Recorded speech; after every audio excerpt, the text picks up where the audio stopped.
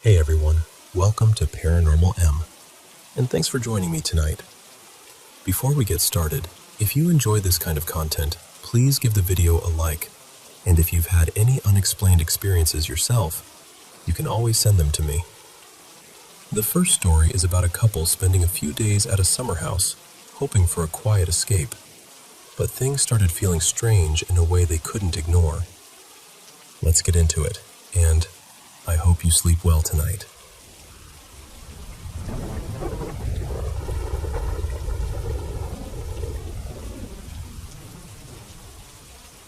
So this happened last August, and honestly, I still think about it more often than I'd like. At the time, my boyfriend and I had only been together a few months, and we were both desperate for a little escape. We live abroad most of the year, and even though we're from the same country, our hometowns are nowhere near each other. When summer comes around, we usually both head back home, and that's the only long stretch where being together feels easy. He was under a ton of pressure with work. He had one of those jobs he could mostly do remotely, but he was stuck managing a project that was turning into a nightmare. I wasn't doing much better. I'd recently lost my father, and I was buried in paperwork and family responsibilities, just completely emotionally drained. So I said, forget it. Let's go to my family's summer house for a few days. Nothing fancy, just somewhere quiet where we could breathe and be in the same place for a while. He loved the idea, and we went. The house is in this tiny village in the south, really remote, surrounded by olive groves and citrus trees. It's peaceful in a way that almost feels unreal. The sea is about 25 minutes away, and the village itself is small enough that everything sort of revolves around one square. Right across from the house, there's a playground. When I was little, that was the center of my world. There's an old school building beside it, an open square where the village festival happens every year, and behind all that, lower down the slope, there's a little olive grove and this utility building that powers the lights around the square. That part matters later. Anyway, we got there, settled in, and the first day was completely normal. The next day we worked, went swimming in the afternoon, had dinner out, and came back late. It was close to midnight by then.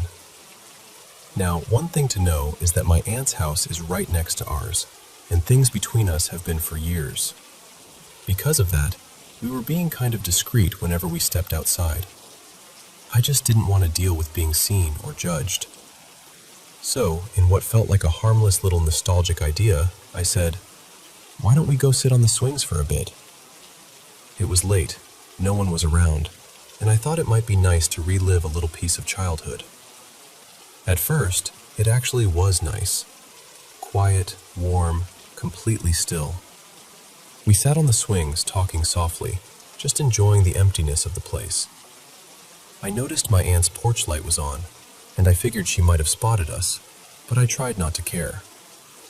Then, after a while, we moved over to this little play structure with a slide. It was farther back, closer to the school building, and not as well lit. We weren't doing anything strange, by the way. We were literally just two tired adults sitting on a children's play structure because it felt funny and harmless.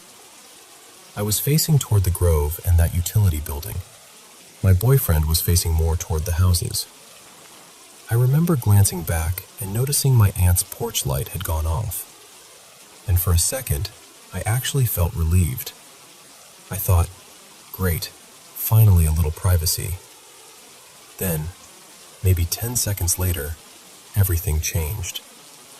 I can't explain it in any logical way.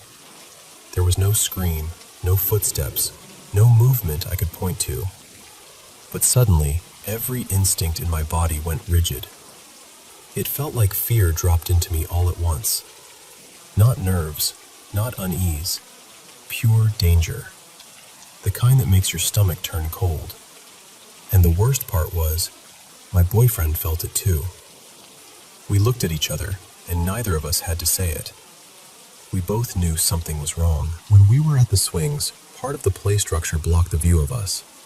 But where we were sitting then, we were completely exposed. If anyone was there, they could see us clearly. I still don't know how we managed not to run. We got down as calmly as we could and started heading back. There was a little ladder on the side facing the grove, and both of us instinctively avoided it. Instead, we climbed down the slide itself because it faced the exit. The whole time, I kept staring at the school windows, convinced I was about to see a face looking back at me. I never stopped glancing over my shoulder until we were out of the square and back on the road. My house was only a few steps away by then, so I should have felt safe. But I didn't. I felt like we needed to get inside immediately, like something terrible would happen if we didn't. We made it back, locked up, and only then did we admit how scared we both were. What gets me even now is that there was no visible threat. I never actually saw anyone. I didn't hear anyone either. I just knew something was there, and to me, it felt like a person. More specifically, it felt like a man. I know that sounds strange, but it was such a strong impression that I still remember it. My boyfriend pointed out something else that made it worse. He said the whole place had gone completely silent. Even the faint rustling we'd heard earlier had stopped. It was like everything had gone still at once. And I couldn't stop thinking about the timing. The moment my aunt's light went out, that feeling hit me. It left me with this awful thought that whoever was out there knew no one was watching anymore. Maybe that was paranoia. Maybe. But it still doesn't sit right with me. The next morning, we were both trying to act normal, though neither of us really was. We talked ourselves into believing maybe it had just been nerves, or exhaustion, or one of those weird instinctive moments people sometimes get for no reason. So that evening we went out again for dinner, just to get out of the house for a while. We weren't gone long, maybe a few hours. When we came back, my boyfriend parked on the sloped driveway, and I went ahead to open the gate. The entrance is a little awkward, and there's a drainage channel at the bottom near the incline, so you don't really see that part until you're right there. I got close to the gate and suddenly stopped. There was a cat lying on the drain. At first, I thought it was asleep, but something looked wrong immediately. It wasn't moving at all. There was no blood, no sign it had been hit, nothing to suggest it had wandered there and died naturally in that exact position. It looked placed. That's the only word I have for it. I yelped, and my boyfriend came running over. The second he saw it, his whole expression changed. He stepped in front of me, opened the gate quickly, and told me to go inside. Later, once we were upstairs, he told me it didn't look like roadkill to him. He grew up spending summers in the countryside, so he'd seen enough dead animals to know the difference. He said it looked staged, and that it had likely been dead for hours already. There was no way to prove that, of course. Maybe it was a coincidence. Maybe it really had crawled there somehow. But after the night before, it felt impossible to brush off. Nothing else happened after that. We stayed the rest of the trip, and strangely enough, the remaining days were calm. We even went back again later that summer and had a lovely time. Since then, I've returned with my mother a few times, and nothing remotely similar has happened. Still, I've never looked at that playground the same way again. I always scan the square now, the school, the grove, that little building behind it. I've never felt that same terror since, but I haven't forgotten it either. I honestly don't know. What I do know is that both of us felt it at the exact same moment, and that is the part I can't explain away. So when I tell you it felt real, I mean it really did. And whatever was out there that night, I hope I never meet it again.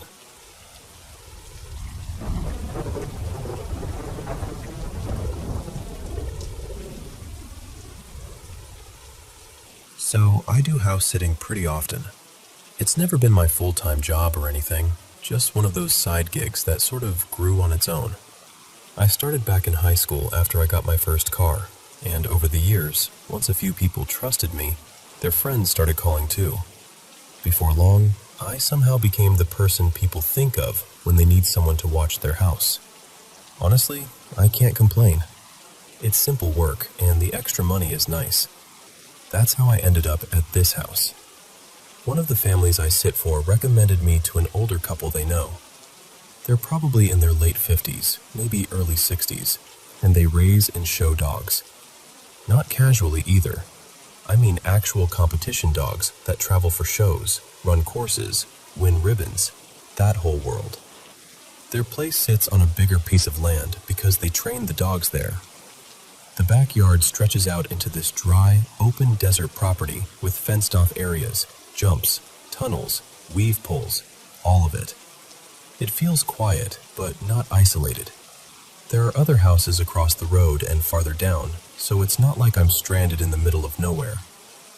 This was only my 4th time staying there, and to be fair, the last couple of times, I hadn't stayed overnight every single night. Usually I'd come by after work, take care of everything, and then leave for my evening classes before heading back to my apartment. So I knew the house, but I still wasn't fully settled into it the way you get when you've spent a lot of nights somewhere. Up until this trip, though, it had all been completely normal. Feed the dogs, bring in the mail, water a few plants, sleep, repeat. Easy. The couple have grown kids, but they live out of state now, so when the owners travel, they just have someone stay at the house. This time, they left 2 dogs with me. The older female was named Greta before, but let's call her Greta here, and the younger male was Otto, so I'll call him Owen. Greta is older, around 9, and she has this calm, gentle presence. She mostly naps, trails behind me from room to room, and acts like a retired queen. Sweet dog, but definitely protective of her space. Owen is younger and full of energy. He follows me everywhere. If I stand up, he stands up. Total Velcro dog. And neither of them are timid. That's important. Owen will bark at anything outside. Seriously, if a car rolls by on the road, he notices it before I do. And Greta, for all her sweetness, is not the kind of dog who just freezes up. That's why this started feeling strange. The first 2 nights were fine. Then on the 3rd night, I woke up sometime after 1 in the morning because I heard Greta whining. Not barking, just that low, uneasy whine. When I stepped out of the guest room, both dogs were in the living room, staring at the sliding glass door that looks out into the backyard. At first, I figured it was probably a coyote. That happens out there sometimes, so it wouldn't have been unusual. But the way they were acting felt off. Usually Owen would be right up against the glass, barking his head off. Instead, both of them were just sitting there, completely still, staring. I turned on the backyard light and looked outside, but I didn't see anything. No animal, no movement, nothing. After a minute or 2, Greta finally laid back down. Owen copied her, and I went back to bed. The next night, it happened again. This time I was awake, sitting on the couch with my laptop, half watching a show. Both dogs lifted their heads at exactly the same moment and looked toward the glass door again. Owen stood up and walked a little closer, but he stopped several feet back. No barking, no scratching at the glass. He just stood there, focused, like he was trying to make sense of something in the dark. After a couple of minutes, they both eased up again, like whatever had caught their attention was gone. Then last night was the one that really got under my skin. I woke up around 2 because Owen was pacing. Not frantically, just this slow back and forth between the couch and the sliding door. Greta was sitting upright again, stiff and completely locked on the glass. When I came into the room, Owen moved over and stood next to me, but neither of them looked at me. They were still focused outside. I pulled the curtain back a little farther and tried to see into the yard, but past the reach of the outside light, it was just darkness. Nothing moving, no sound except for Greta's quiet whimpering. And then she did something that honestly made my stomach drop a little. She stood up very slowly and started backing away from the door without taking her eyes off it, like she didn't want to turn her back on whatever she thought was out there. I know that probably sounds dramatic, but in the moment, it felt deeply wrong. Animals have instincts we don't, and watching her move like that hit me in a way I can't fully explain. Eventually, Owen gave up and lay back down, so I told myself it had to be some animal passing through that I just couldn't see. This morning, I texted the owners and asked if animals come through the yard often, because the dogs kept reacting to something outside at night. The owner said coyotes pass through now and then, which I already knew, and she added that their dogs are very alert and might just be hearing something I can't. And honestly, that makes sense. It probably does explain it. But I'll be real with you, it still left me uneasy. Not because I immediately thought it was something paranormal. I didn't. It was more because I'm a woman alone in someone else's house, in the middle of the night, and both dogs were clearly focused on something outside that I couldn't see. Whether it's an animal or not, that doesn't exactly make you feel better in the moment. Greta and Owen weren't acting curious. They looked scared. And even when your logical brain says, it's probably nothing but wildlife, there's always that tiny part of you that goes, okay, but what if it isn't? I checked every door and window after that. Every lock, twice. Part of why I'm even second-guessing myself now is because my friends have been absolutely no help. A lot of them are into spiritual stuff, paranormal stories, all of that. Some of them swear they've dealt with spirits or mimics before. I don't really live in that world, and I've never had experiences like that myself. And honestly, if something truly paranormal were happening, I feel like I'd be noticing more than this. Weird sounds inside the house, objects moving, something unmistakable. But none of that is happening. It's only the dogs. Just the dogs reacting to something outside that I can't see. So I still think the most likely answer is that some animal is crossing through the yard at night, and the dogs are picking up on it before I can. That's the explanation that makes the most sense. Still, the part I can't shake is how both of them react at exactly the same time, every time. They both suddenly go still and look toward that door together. And it always seems to happen somewhere between 1 and 2 in the morning. And I know that probably means nothing. But when you're standing there in a dark house, watching two normally confident dogs stare into the black like they see something you can't, it's hard not to feel that little chill crawl up your spine.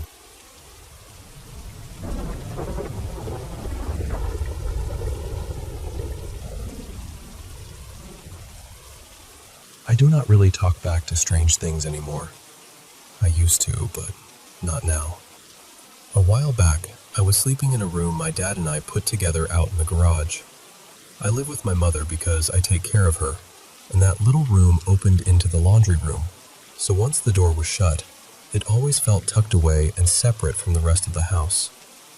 At the time, my cat had just had kittens, and I had set up this covered crate for her in my room so she'd have somewhere quiet and dark. Later, once the kittens were old enough, I moved all of them out, but I left the crate there longer than I should have. I had a big bed, and I figured I'd deal with it later. The opening of that crate was turned toward me when I slept. That's when the strange stuff really started. Almost every night, when I would lie down and try to fall asleep, I would feel movement behind me on the bed. It felt like something small and careful, almost like an animal walking around, or sometimes like hands lightly feeling along the edge of the mattress. I still think it felt more like an animal than anything human. The second I turned to look, it would stop. After several nights of that, I got so unsettled that I started sleeping flat on my back with the light on, because for some reason it never happened if I was on my back. Eventually I got used to it enough that instead of whipping around every time, I started saying, "Please don't do that. I'm trying to sleep. At least wait until I'm already asleep." And usually, that worked. Then one night, I said it again, just like I always did. And from the darkness inside that crate, I heard a woman's voice say, very clearly, "Why?" I froze. My eyes locked right onto that dark opening, and I said, "Because I'm trying to sleep." And whatever this is, it's making me feel unsafe in a room where I'm supposed to feel safe. While I was saying that, I reached for the light switch without taking my eyes off the crate. Nothing answered me after that. But I got rid of the crate immediately, and for the next few nights, I kept the light on. Even after I moved into a different room, I still sometimes felt that same movement on the bed. Not often, but enough. I stopped speaking to it. Now if it happens, I just lie on my back and wait for it to stop. The other thing that happened was even harder to explain. One night, I had been awake for maybe half an hour, just lying in bed and listening to my mom moving around in the kitchen. My room opened into the laundry room, and from there you could get to the kitchen, so I was listening to make sure she was okay and didn't need help. Then my door opened. A woman stood there in the doorway. She looked maybe mid-20s, maybe a little older. I'm terrible at guessing age, but I know she wasn't anyone I recognized. No other women lived in that house besides my mother. She just stood there staring at me, and when I looked directly at her, when our eyes met, her whole expression changed. She smiled. Her eyes lit up like she was excited, like she was genuinely happy that I could see her. Then she jumped at me. She launched herself straight onto the bed. I felt the impact. I felt the weight hit the mattress, and then she was gone. I had been fully awake for at least 30 minutes, probably longer. I was not dreaming. Believe me, I tried to tell myself that's all it was. I wanted it to be that simple. But it's harder to explain it away when you've already felt things walking across your bed, or shaking it hard enough to wake you fully, or leaving impressions in the mattress like something with feet had been standing there. What has stayed with me most is that smile. It didn't feel angry. It didn't feel threatening at first. It felt more like she was thrilled that I noticed her, like she had been there longer than I realized, waiting for me to finally look back.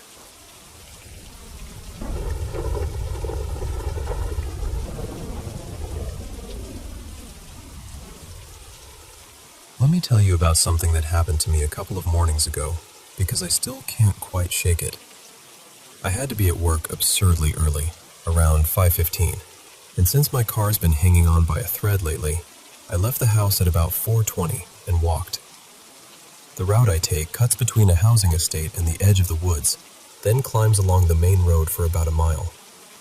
It's a steep walk too, no real flat stretch to speak of, and that morning it was freezing, somewhere around -2, so I gave myself extra time even though I can usually make it in under an hour. Right from the start, I felt uneasy. That road isn't exactly pleasant even in daylight, and that morning the fog was so thick I could barely see a few yards ahead of me. Everything looked swallowed up. You know when the world goes strangely quiet, but somehow that makes every little sound feel louder. It was like that.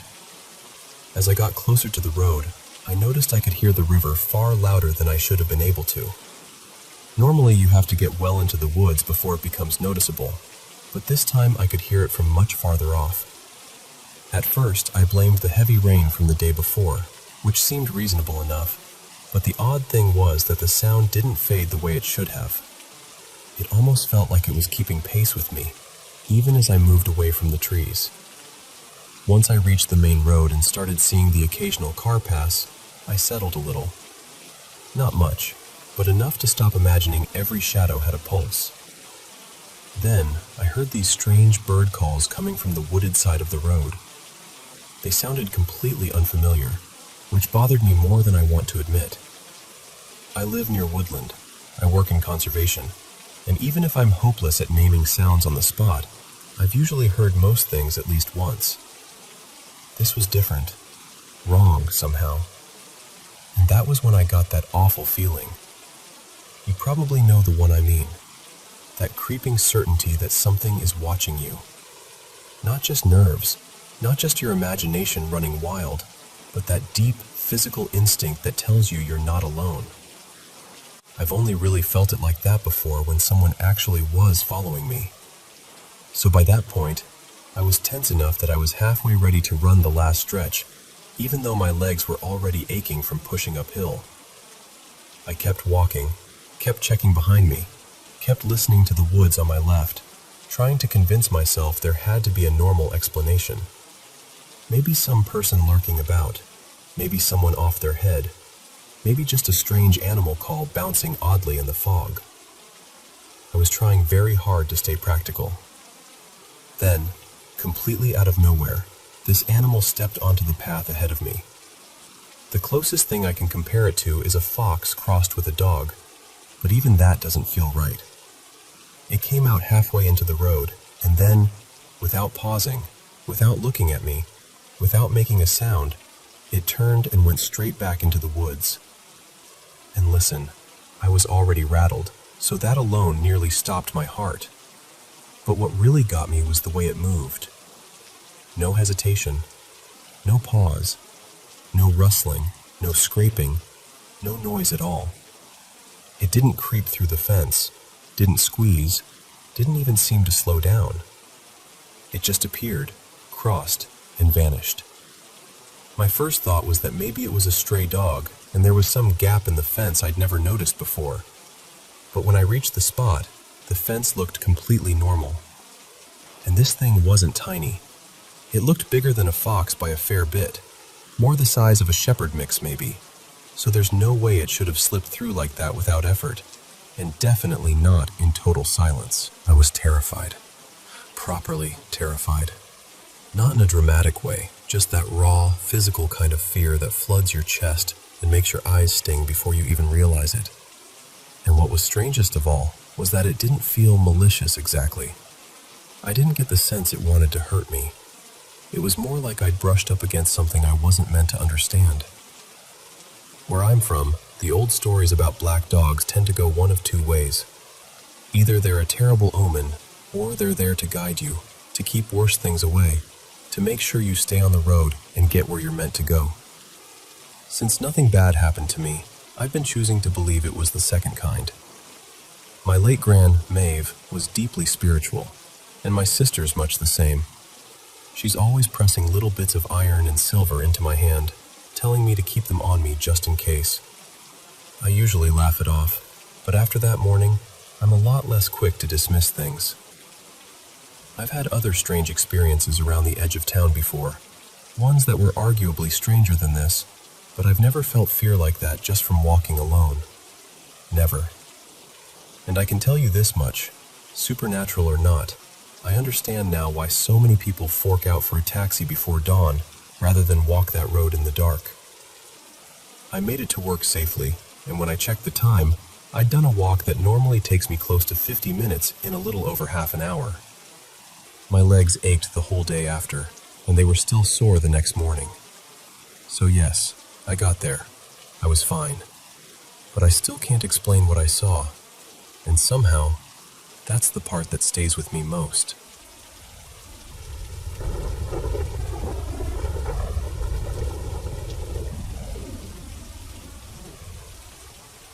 I'm 25 now, and I've spent most of my life in the same house. I moved in when I was around 12, and for years it was packed with family, my parents, my grandparents, my younger brother, and for a while even my aunt and cousin stayed with us. These days it's just me, my mom, my dad, and my brother. Ever since I was young, I've been the kind of person who picks up on the feeling of a place really quickly. Back then, our house always felt heavy to me, especially at night. It's an old, spacious house, and once the lights were off, everything felt darker than it should have. I used to avoid walking around after dark unless I absolutely had to. But sometimes I'd need to go to the kitchen for water, and more than once, I saw the same figure standing in the living room. He was tall, completely shadowed, and looked like a man wearing old-fashioned clothes, a brimmed hat, and a long coat. He never rushed at me or made a sound. He would just stand there. I told myself it had to be my imagination, because that felt easier to live with. But one night, something happened that really shook me. I was in the little laundry room where we used to iron clothes, folding things and finishing up for the night. There was an old desktop computer in there, and I'd been watching random videos while I worked. When I turned the monitor off, I caught my reflection in the dark screen, and right behind me, I saw him. Clear as day. That same tall figure, much closer than I'd ever seen him before. I remember my whole body going cold. After that, I stopped going into that room by myself unless I really had to. There was another time when I woke up frozen in bed and saw someone standing near my feet. I don't remember every detail now, just the fear. Later on, my dad reminded me that it really happened because I ran into my parents' room crying so hard I could barely speak. I had almost buried that memory, but hearing him bring it up made it feel real all over again. At some point, I mentioned the man to my grandmother. She was deeply spiritual and very religious, and her response caught me off guard. She said it was her father watching over her. I didn't know what to do with that. It felt strange, but I let it go. Years passed, and eventually I stopped seeing him. I figured maybe I'd outgrown whatever had been going on, or maybe I really had imagined the whole thing. Then a few months ago, everything came rushing back. My cousin, my brother, and I were having dinner together, laughing about old memories, when my cousin suddenly asked, completely casually, whether we remembered the man with the hat in the house when we were younger. I can't even explain what that felt like. My stomach dropped. My eyes filled with tears before I could stop them. I just stared at him and said, "You saw him too?" Then my brother admitted he'd seen him as well, and my brother is not someone who gets rattled easily. Listening to both of them describe their own experiences was surreal. For so long, I had convinced myself it was all in my head. But hearing them say it out loud made me realize I hadn't been alone in it. None of us had talked about it back then because anything paranormal was basically off limits in our house. What's strange is that the house feels completely different now. The heaviness is gone. It feels calm, almost protected. Every now and then we still catch little things, like the quick shape of children darting around the dining table or crouching underneath it. But it never feels threatening. And sometimes I feel my grandfather's presence in the house too. That part doesn't scare me at all. It actually comforts me. I miss him deeply, and sometimes I talk to him like he's still nearby. Last week, my mom said she saw him standing in the kitchen for a second, and honestly, that made me smile. I like believing he's still around, quietly watching over us.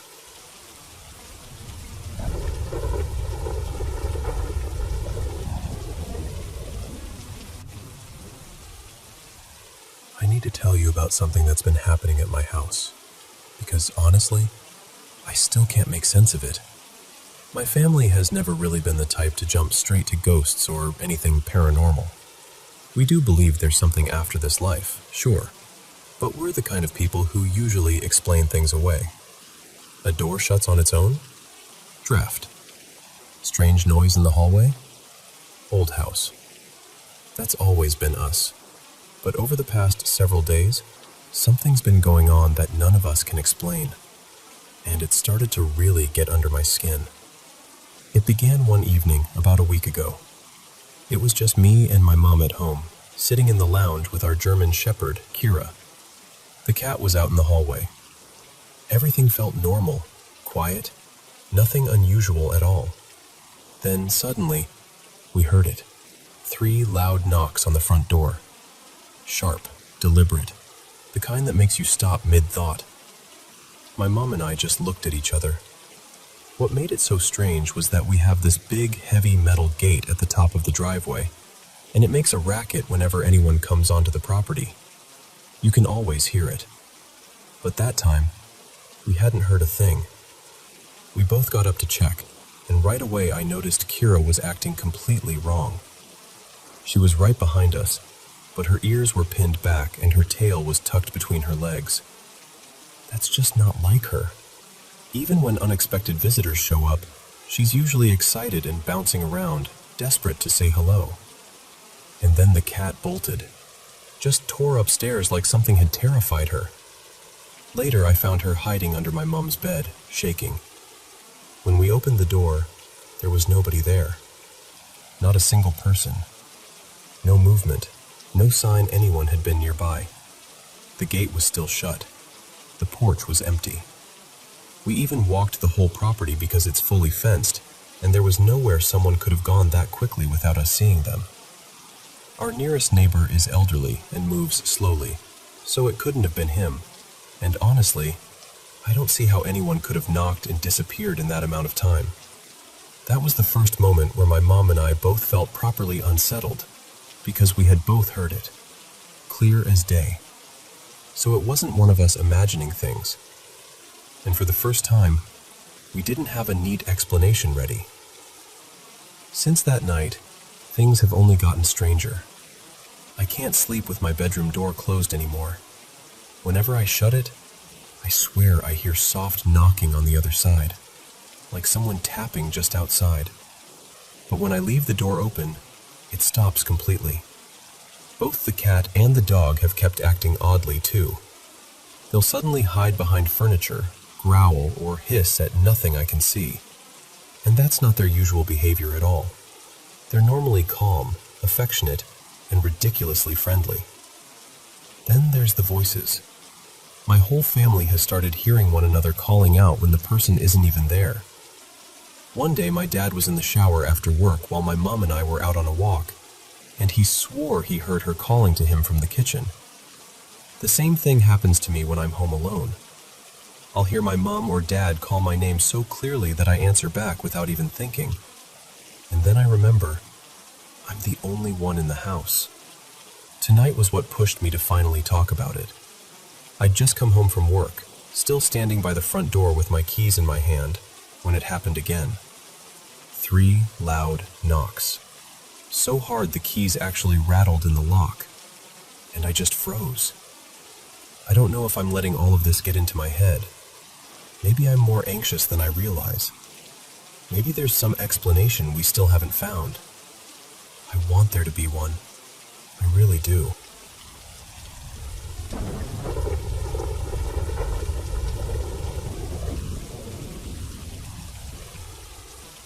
So, I'm a student at ASU, and this happened last year during my first solo drive back to my hometown in Texas for Thanksgiving break. I was still pretty new to long-distance driving, and without realizing it, I ended up taking US 70 instead of I-10. Total rookie mistake.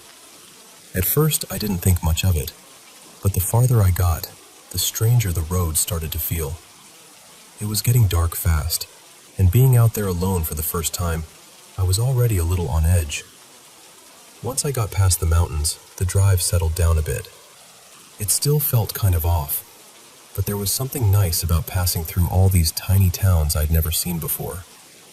It was just me, the road, and my playlist blasting through the car speakers, trying to stay awake and keep myself calm. Then, right as I was leaving the Safford area, I came over a hill and had to stop almost immediately. There were sparks, chaos, and a commercial semi-truck flipped over in the road. I was the third car to pull up, which meant I had barely missed the crash itself. That realization alone shook me. I rolled my window down, and I heard the guy from the first car run over to the second car yelling for help. He said, "You need to help me. This guy just died." I can't even explain the feeling that hit me in that moment.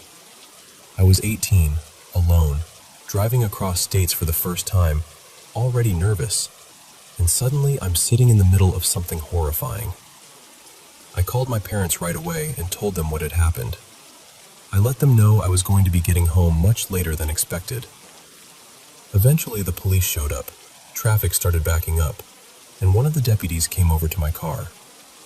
He told me the best way to get home was to turn around, take US 191, and reconnect with I-10 from there. So I did. By then it was around 8 p.m., and I was out on some back road with nothing but my music and my headlights. Honestly, part of it felt peaceful.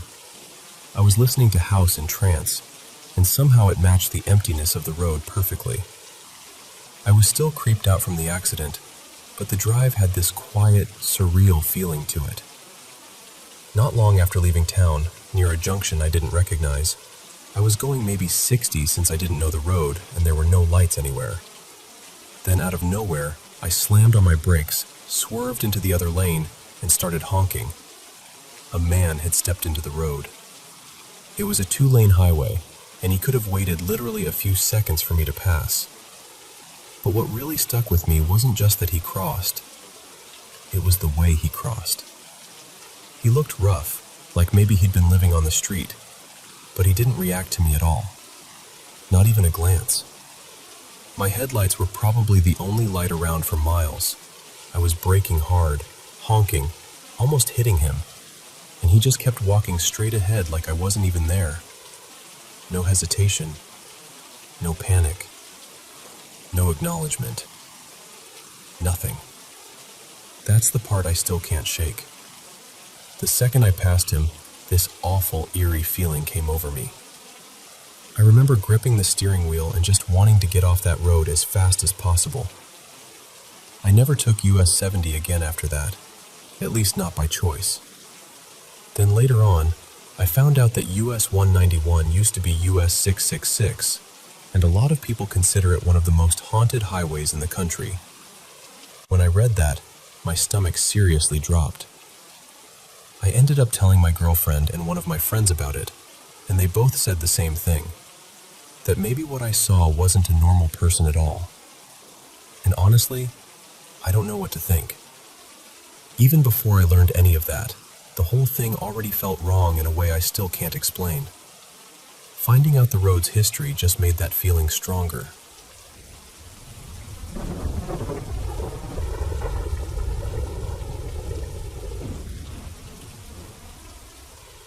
I've lived in West Virginia my whole life, and when I was about 11, my family moved into a different house right before I started middle school. Everything felt new then. New school, new neighborhood, new routine. But I ended up making a close group of friends I still know today. Back then, we were all fascinated by the same kinds of things. Ghost stories, haunted places, anything paranormal. It felt exciting at first, like we were stepping into some big mystery without really understanding what we were doing. One of my friends, Kayla, lived just a short drive away, and one weekend she brought over an Ouija board. The second it came out, all of us were curious. We gathered around it like it was some kind of dare, half laughing, half nervous. I still remember how we kept glancing at each other, trying to figure out if one of us was secretly moving the planchette. We even started lifting our fingers off it one at a time to test it.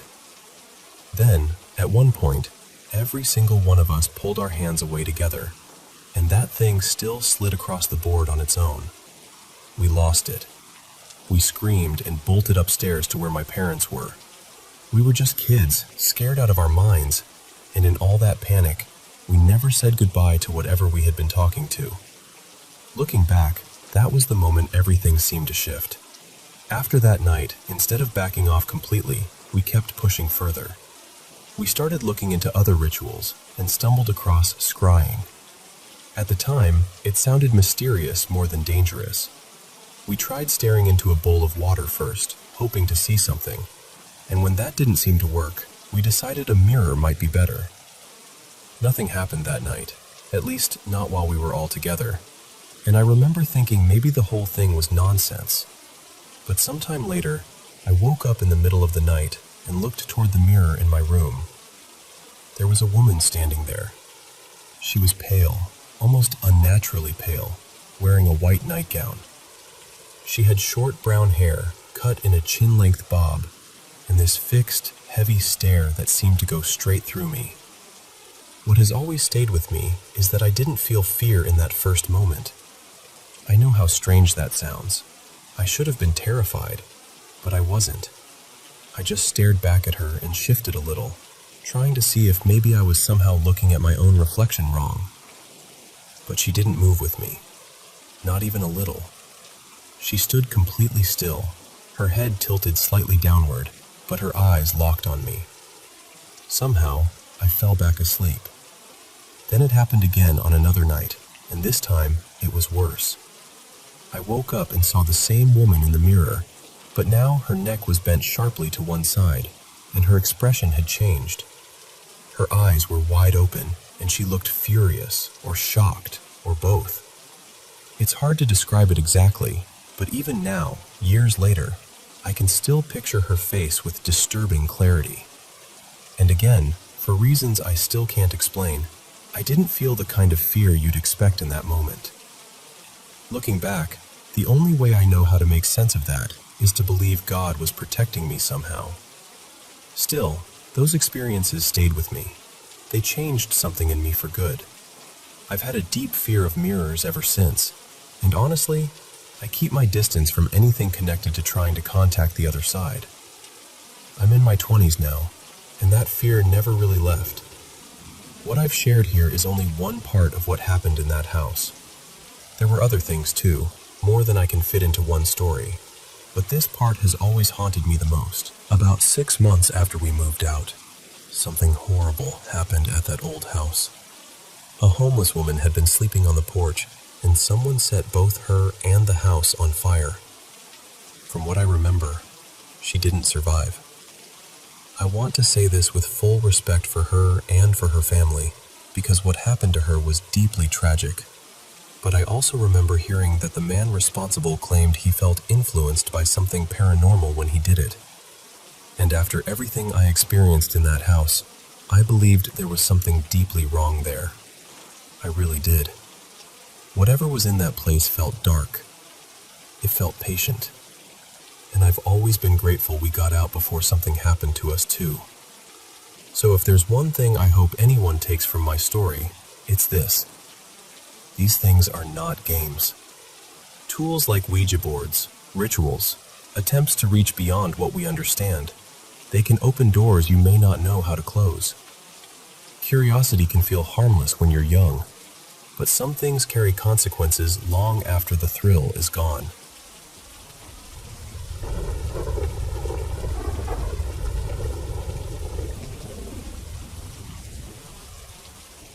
I'm a wildlife biology grad student, and until late August of 2023, I never really gave the supernatural much room in my mind. I was helping lead a small student research team at a monkey sanctuary in Central Florida, where we were studying a nocturnal species that was most active well after dark. So our work usually began close to midnight, when the whole place felt like it belonged more to the animals than to us. The sanctuary sat way out on the edge of town, surrounded by acres of dense hardwood forest. There was just one main building where everyone kept supplies, took breaks, and handled veterinary work. Beyond that, it was all trees, trails, and enclosures tucked beneath the canopy. That night started out completely normal. I had our schedule set, our materials ready, and we were moving through the trials like we always did. For this part of the study, we were showing the monkeys printed photos and recording how they responded. Usually they were curious. They'd creep a little closer, settle onto a branch, stare at the image, and make these soft little chirps and calls to each other. But during the second round, something felt off almost immediately. The monkeys in that enclosure weren't behaving the way they normally did. Instead of coming near us, they stayed close to their nesting boxes, tense and still, like they didn't want to be seen. I was sitting there with another researcher, Elise, both of us in folding chairs with red filter flashlights, trying to stay focused on our notes, when I heard it. At first, it was faint. So faint I honestly wondered if I was imagining it. But then, it grew clearer. It was music. Just one instrument, a flute, no singing, no rhythm behind it. Only this thin, drifting melody moving through the trees. I turned slightly, trying to place where it was coming from, but behind us was nothing except darkness and the outline of the woods. Then Elise touched my arm. I looked at her, and her face had gone pale. I asked, "You hear that too?" She nodded, real slow. I checked my watch, and we only had a few minutes left in the trial. I remember thinking, just finish the timer, just stay calm. But the music kept getting louder, and that was the part I couldn't explain away. There was a road nearby, sure, but not close enough for it to sound like that. And if it had been coming from a passing car, it should have faded. Instead, it felt like it was drawing nearer, like someone was standing somewhere inside that fenced property, somewhere in the woods with us. And then I got this terrible feeling. You know that feeling when your whole body suddenly knows something before your mind catches up? It felt like there was something behind me, watching us from the trees. I didn't want to turn around. I couldn't. I just kept staring ahead, already knowing exactly which patch of darkness it was, near that bent old tree between two enclosures where we always caught our feet on the roots. Elise looked toward me and whispered, very quietly, "Don't turn around." That was the moment everything changed. All the monkeys went silent. There were dozens of them spread across that sanctuary, and all at once the sound just stopped. The pair we were observing disappeared into their nest box completely. No movement, no calls, nothing. The whole forest felt like it had pulled in a breath and refused to let it go. I remember feeling so scared I almost started crying, and at the same time I was trying to reason with myself, trying to force a normal explanation over something that didn't feel normal at all. But deep down, I was certain we were not safe out there. We didn't say a word, and we didn't look back. We just grabbed what we could and ran for the keeper house as fast as we could. Behind us, the flute kept going, louder than before, and then the monkeys erupted. All at once, the whole sanctuary came alive with noise, frantic and sharp and wild. The second we got inside and shut the door, the music was gone. Just gone. The keeper on duty and the other student working that night stared at us like we'd lost our minds. We were both shaking, trying to explain what happened. After a while, the keeper admitted other people had reported strange things in those woods before, though nothing exactly like what we described. That didn't help, honestly. It only made the whole thing settle deeper into my chest. What stayed with me most was Elise. She was one of the calmest people on our team, steady in every kind of situation, and she was deeply unsettled. On the drive home, she told us her grandmother had taught her spiritual beliefs growing up, and she thought whatever had been out there was something dangerous, something not human. She said the moment we got home, we needed to go straight inside, lock the doors, and not linger outside for any reason. She kept saying she couldn't shake the feeling that something had followed us. No one laughed. No one argued. One of the others got so frightened she started crying, and the rest of the drive passed in silence. Nothing like that ever happened again. We went back to work, finished the study, and life moved on the way life always does. But that night has never really left me. I still think about the music, the silence of the monkeys, and that awful certainty that something was standing just out of sight, waiting for us to look.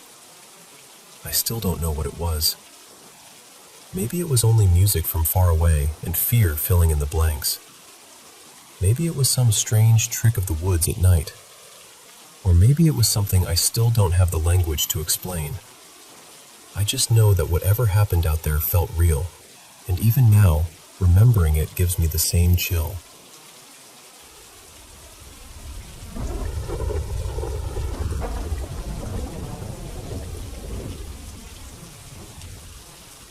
So, I want to tell you about my grandma, because even after all these years, I still feel her with me. She passed away from cancer in 2016 when I was 15. We were incredibly close. It always felt like it was mostly just the two of us against the world, especially because a lot of my dad's side of the family were cruel in ways that are hard to explain unless you've lived it. When she got sick, the people who should have protected her failed her. My grandfather walked away when things got hard, and my biological father never even gave her the dignity of a real funeral. After my grandfather sold the house they had shared for more than 20 years, he took off to chase this dream of traveling around in a camper. That was never her dream. She was sick, exhausted, constantly at doctor appointments, and she needed stability, not highways. So she ended up living in my dad's cramped apartment, and it broke her heart. She was devastated, and honestly, anyone would have been. My dad told me that while he was at work, I needed to take care of her. I was just a kid, trying to figure out rides, schedules, and how to avoid being around him as much as possible. I didn't want that responsibility, but I loved her, so I did everything I could. I showed up for her in every way I knew how. A few days before she passed, my dad came home early one winter night, drunk and angry, and threw me out of the apartment around 2 in the morning. It was freezing. I had no car, nowhere to go right away, and I was terrified. My mom said she could come get me at sunrise, so I just had to make it through the night. What I remember most is my grandma coming outside after me, dragging her oxygen tank with her. She was crying. I was crying. And she looked at me and said, "I'm sorry your father turned out this way. I did not raise him like this." I have never forgotten those words. I asked her if he was hurting her too, and she told me no, that he treated her differently. I hugged her so tight that night. Somewhere deep down, I think I knew it might be the last time. A few days later, my dad called me. His voice was cold, flat. He said, "She died. Come get her things." My mom drove me over. The whole place felt wrong the second I walked in. He handed me a few things and basically told me not to expect anything. But I wasn't there for possessions. I never cared about any of that. I just wanted her back healthy again, laughing again, sitting in the home I grew up visiting, the one that actually felt like hers. Then he did something I'll never unsee. He shoved his phone in my face and showed me a photo of her after she died, lying on the floor. It was brutal. I didn't need that image in my mind, but it's still there. The one detail that stuck with me was the morning light coming through the room, falling across her in that darkness. I can still see it. I grabbed the little things that were hers and headed for the door, barely holding myself together. As I was leaving, he said there would be no funeral, no service, nothing. He said her ashes would be scattered in Lake Huron. I remember feeling grief first, then anger right behind it. But stronger than both was this overwhelming feeling that I needed to leave right then and never come back. And I didn't. That same day, I went to pick up my younger sister from the bus stop. I had just gotten my license not long before, and I remember being happy to see her because she was this bright little piece of normal life after so much darkness. She got in the car, and I realized I'd left my phone back at home on the charger. I remember thinking, great, but we were only a few blocks away, so it didn't really matter. Then, the car started ringing. I answered without even thinking, and I heard this voice, warm and cheerful, say, "Hi, honey, how are you?" It was so familiar, so comforting. I said, "Who is this?" And there was static for a second. Then I froze, because I remembered my phone was not in the car. It was at home. My little sister looked at me and asked who it was, and I just stared at her. Then the voice said, "I love you. I'm all right, sweetheart. I'm always with you." And then the call ended. I knew. I knew exactly who it was. I rushed home and told my mom everything. She looked at me like she already understood and said, "That was your sign. She wanted you to know she's okay." Later that night, I was lying in bed, half drifting off, and I felt this presence near me. Not frightening, just heavy, almost sacred. Then my phone rang again. Unknown number. I answered, and all I heard was static. But somehow, I didn't need words. I believed that was her too. Like one more touch on the shoulder before she let go. A few weeks after that, my grandfather showed up at our door unexpectedly. I hadn't seen him since he left her. He looked awful, like he hadn't slept in days. I let him in, but I didn't say much. He told me he'd been having nightmares. He said he kept waking up to strange phone calls where no one spoke. And I just listened because in my heart, I already felt what it meant. Then he started talking about how he'd been living in the Smoky Mountains in Tennessee, and how things had gotten strange there. He said he kept seeing a woman, hearing things, feeling like he was being watched. He even told me this woman kept telling him he didn't belong there. I remember looking at him and feeling this sharp anger rise in me, because part of me thought, good. Let him feel unsettled. Let him carry a fraction of the fear and guilt he left my grandma with. He said he was scared and moving back. I told him goodbye, and that was that. From what I heard later, he did move back, but he was never the same. These days, all I ever catch are occasional posts online about some trail he's walking, or a dog he adopted named Spirit. It's strange, honestly. But what has stayed with me most is that call. It's been almost 10 years, and nothing like that has ever happened to me again.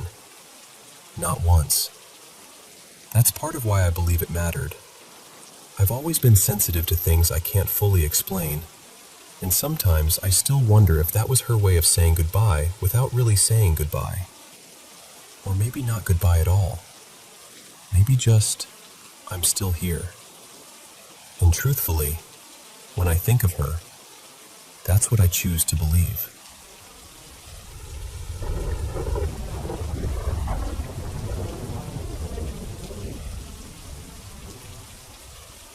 I need to tell you about my brother, Mateo. He was still just a teenager when my parents decided to send him to Mexico to get him away from the gangs. Things had gotten bad enough that they felt it was the only way to protect him. I went almost a full year without seeing him, and when I finally did, we stayed up late talking, trying to make up for all that lost time. That night, while we were catching up, he shared the most terrifying story I had ever heard. He told me that back then, he used to come home drunk pretty often, but one night was different. He said he barely even remembered how he got home. The last thing he clearly remembered was falling backward onto his bed, completely out of it. A moment later, he thought he heard his bedroom door open, and then shut again. When he lifted his head to see if someone had come in, the whole room felt like it was spinning. At first, he blamed the alcohol. He figured he should get up and lock the door, just in case. But when he tried to move, he realized something was very wrong. His bed was no longer touching the floor. He said it was hovering. Then, out of the corner of his eye, he saw something standing in the room. When he turned to look at it, he told me he saw what he could only describe as the devil himself. He said it was enormous, so big he couldn't understand how something that size could even fit inside the room. Its skin looked like it was burning red, and its horns were thick and twisted, like old tree branches. He said it looked furious, just absolutely full of rage. Mateo told me he didn't even realize he'd been screaming until our grandmother rushed into the room. Now, my grandmother was tiny. She was maybe 4'9" on a good day. But he said when she walked in and spoke, her voice filled that room with a power that felt just as huge as the thing standing there. She shouted at it, told it that it was not welcome in her home, and ordered it to leave. And just like that, it vanished. He said he was still in shock when the bed suddenly dropped back to the ground. He tried to jump off, but our grandmother told him to stay exactly where he was, and he listened. He lay there stiff as a board while she started praying the rosary over him. He told me he had never slept as deeply as he did that night, and he had never slept like that again afterward. But that wasn't the only time. He said there was another encounter, and somehow it was even worse. One night, he woke up to the feeling of someone pulling him by his feet. When he looked down, he said he saw that same dark figure dragging him off the bed. Right near his bedroom door, he had a holy cross hanging on the wall. He managed to reach out and grab it just before whatever had hold of him could pull him any farther. The second he held it up, the figure disappeared. When it was over, he realized he was no longer in bed. He had been dragged all the way to just outside his bedroom. I told him right away that there was no way, that he had to be making that one up. The first story was terrifying enough, but at least our grandmother had witnessed it too. This second one felt impossible. Then he told me to go talk to one of his friends. This friend had been around our family for years. After his mother passed away, we more or less took him in, so I trusted him. When I asked him about that night, he got very serious. He told me he had seen it too. He told me the worst part wasn't just the fear, it was the helplessness. Seeing someone you care about being pulled away and not being able to move even an inch. That kind of helplessness stays with a person. He said he kept trying to yell to Mateo, telling him to grab the cross. Later, Mateo said he never heard him. But somehow, he still reached for it. So that made 2 encounters, and both of them had witnesses. What stayed with me most, though, was something else he admitted later. He said that for as long as he could remember, he had always had dreams about demons, about dark things, about the devil. But after our grandmother prayed over him that night, those dreams slowly started to fade. Not all at once, but little by little. I haven't asked him about those dreams in a long time. I guess some things just become too heavy to bring back up. And to be honest with you, we don't really talk about our dreams anymore.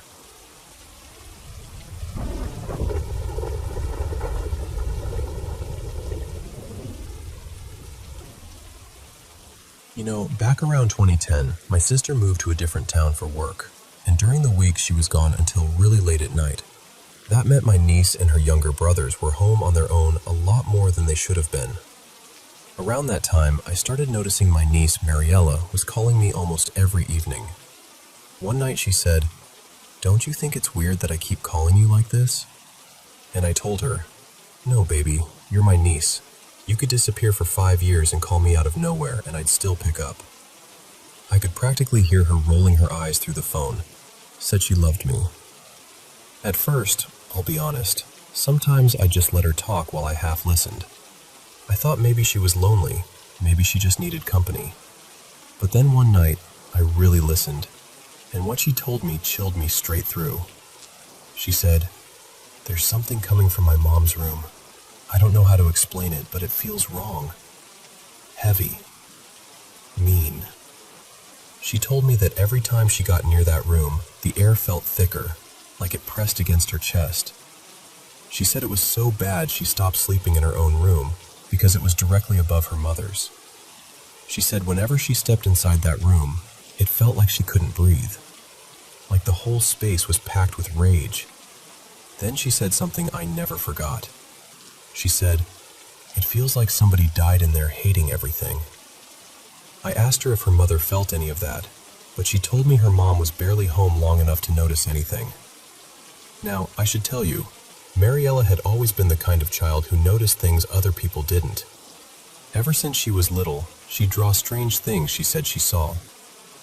I remember one time she kept sketching this dark shape in the corner of every page. At first it was small, then in each drawing it got bigger and bigger. I finally asked her, "What is that supposed to be? The moon? A shadow?" And she said, "No, it's the thing I see in my room at night." I asked if it scared her. She said, "Not really." And that broke my heart more than if she'd said yes. She'd already been through so much by then. Her mother was emotionally gone. Her father had drifted out of her life. And I think she had learned to live beside things that would have terrified somebody else. Some kids cry. Some kids act out. Mariella just kept seeing things and carrying on. Anyway, a few days after that conversation, I had one of the strangest experiences of my life.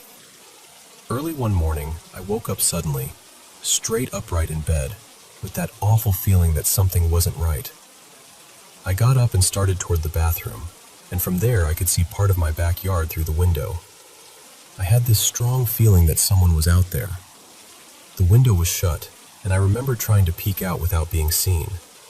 But somehow, in the next instant, I was outside. That was when I realized I was still dreaming, or at least, I thought I had to be. I looked down at my hands and my arms, and they were translucent. Not invisible exactly, just thin and see-through, like smoke shaped into a person. And I remember thinking, for one brief second, this is incredible. Then the fear hit me. Not ordinary fear either. It wrapped around me so fast and so completely that I could barely think. It felt ancient, suffocating, like I had stepped into somebody else's terror and it had closed around my throat. That's when I saw them. The man stood rigid, full of anger. But underneath that anger was fear. I could feel it as clearly as if it were my own. My hands flew to my throat because suddenly I couldn't breathe. The woman moved restlessly, like someone caught between staying and leaving, like she was trapped in the moment of parting. I had this overwhelming sense that they were at the end of something terrible, that they both knew they were about to go in different directions forever. Then the man turned and looked directly at me, and I woke up. Later that same week, Mariella called me again, but this time she sounded excited, almost breathless. She told me her coach had driven her home because her mom still wasn't back, and somewhere in conversation, the coach mentioned that a couple had died in that house years earlier. According to what she'd heard, the husband had killed his wife after accusing her of cheating. The second she said that, everything in me went cold, because suddenly the heaviness in that room, the suffocating feeling, the hatred she described, my dream, all of it seemed to click into place. It didn't prove anything, not really, but it fit in a way that made my skin crawl. Then we looked into it more, and this is the part that still gets me. The people connected to that house looked exactly like the couple I had seen in my dream. I even described their clothes before seeing any photos. I told her the man wore a white hat, a white button-up shirt, pale blue jeans, and white cowboy boots. The woman had on a brown dress, and her hair was long, dark, and curly. I remembered earthy colors on her, soft floral details, bare legs, clunky shoes. Their faces in the dream had been blurred somehow, like I wasn't meant to see them clearly, but the rest of them I remembered perfectly. Mariella and I just sat with that for a while, trying to make sense of it. She kept asking me why they would come to me in a dream when she was the one living in that house. I never found an answer for that. Maybe because she was too close to it, and I was the one listening. Maybe whatever was there wanted to be seen by someone who would believe her. Or maybe some things don't wait for explanations. What mattered most to me was that, after that, Mariella finally felt like she wasn't imagining it. She wasn't crazy, and she wasn't alone. Eventually, she convinced her mother to move, and they did.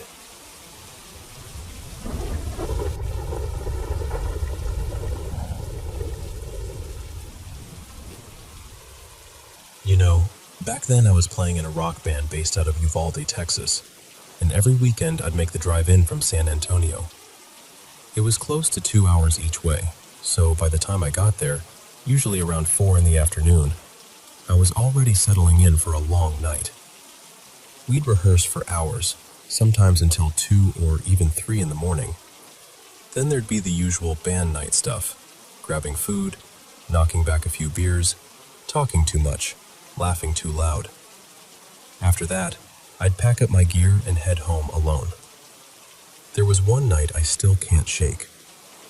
I left Uvalde around 2:30 in the morning, same as always.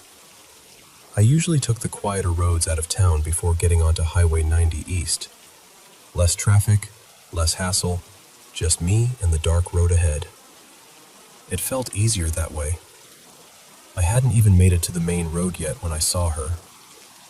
She was a young woman walking alone in the dark, wearing this striking crimson dress. She turned, saw my headlights, and started waving me down like she really needed help. So I pulled over. She came up smiling, almost oddly cheerful for someone standing alone in the middle of the night, and asked if I could give her a ride. She said she was late to a party and was hoping I could help her get there. I didn't think too hard about it. I just saw somebody out there by herself and figured I should help. She got into the back seat, and I remember, half joking, half serious, asking, "You're not setting me up, are you?" She laughed right away and said, "No, of course not." We started talking like it was the most normal thing in the world. At one point I even asked, "What are you, a ghost or something?" And she laughed again and said, "No, I'm a vampire." I laughed too, but mostly I was just focused on dropping her off and starting that long drive back home.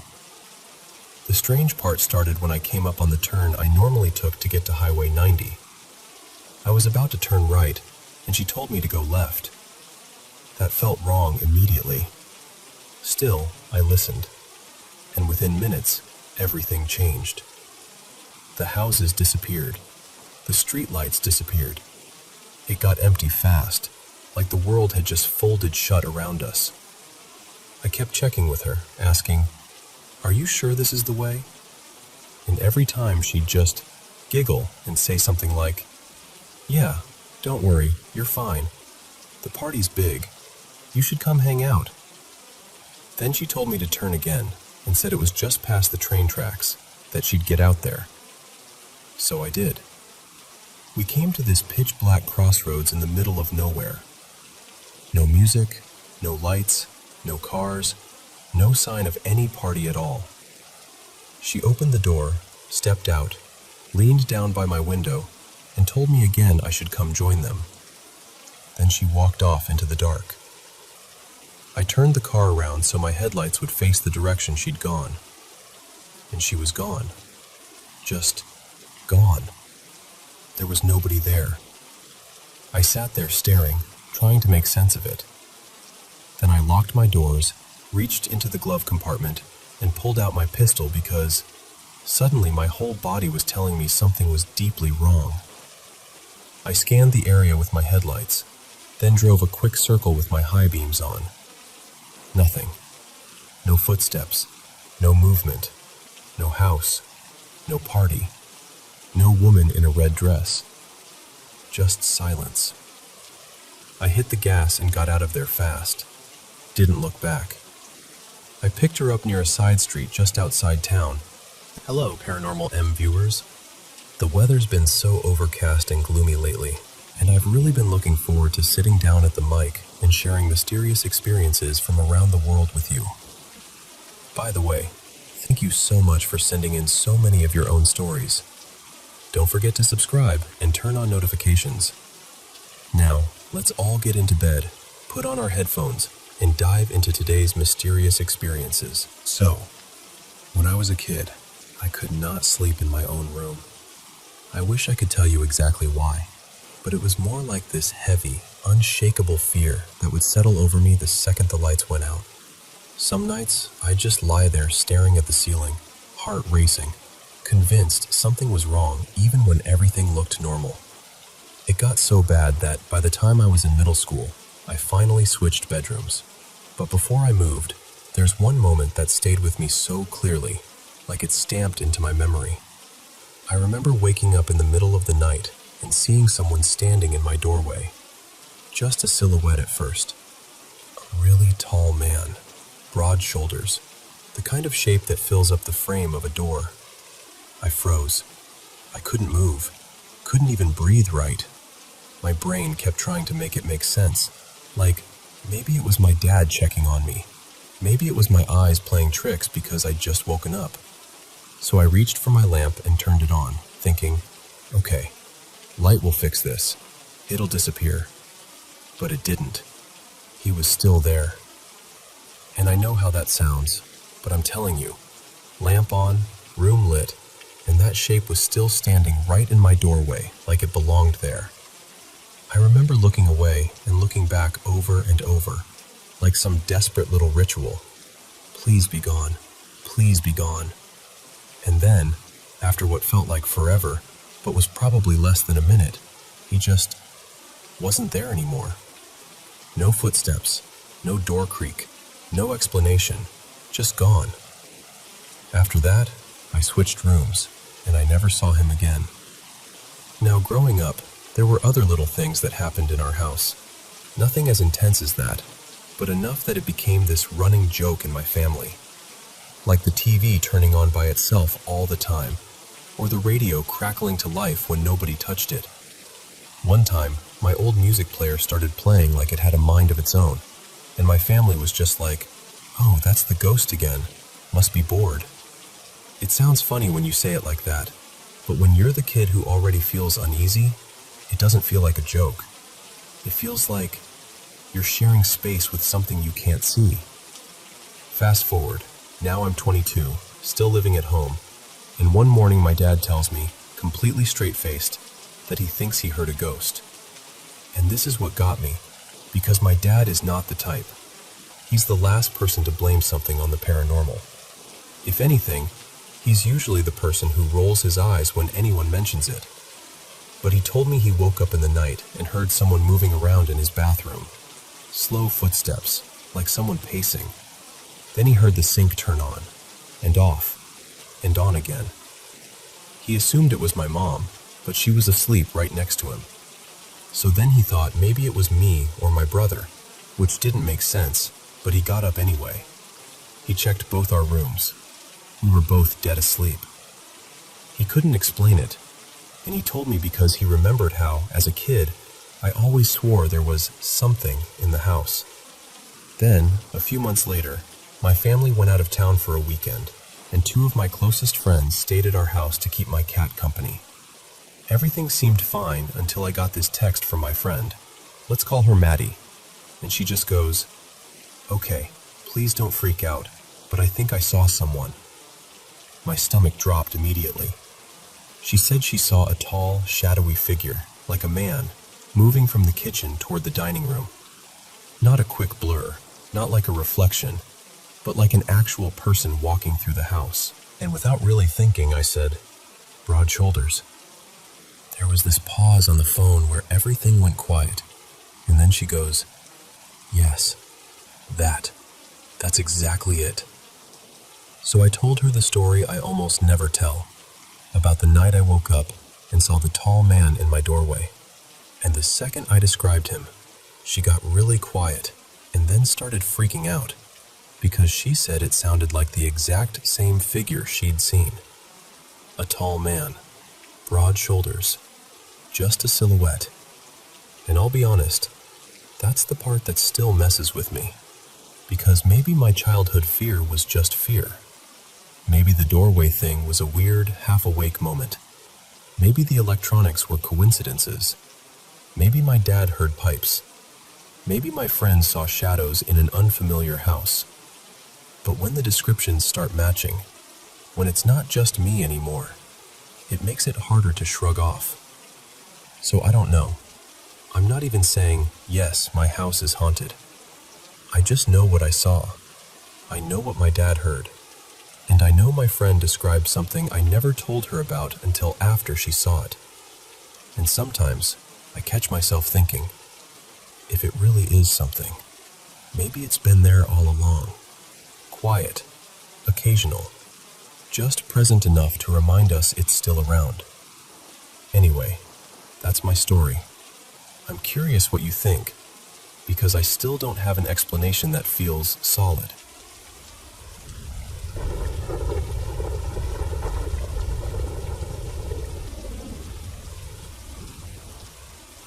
Alright, so I've had a lot of strange experiences over the years.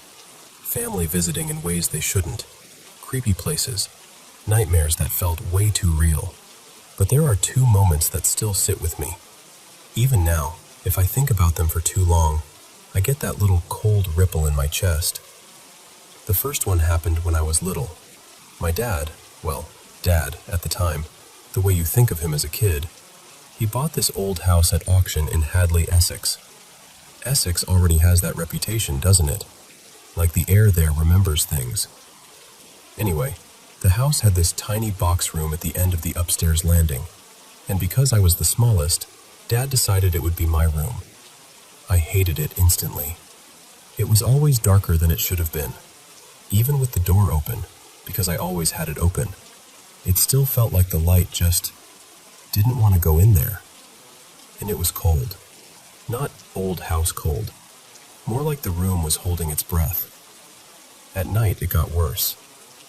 I had one of those loft beds with the desk and wardrobe underneath, and every time I stayed at my dad's, I'd climb up and force myself to sleep facing the wall.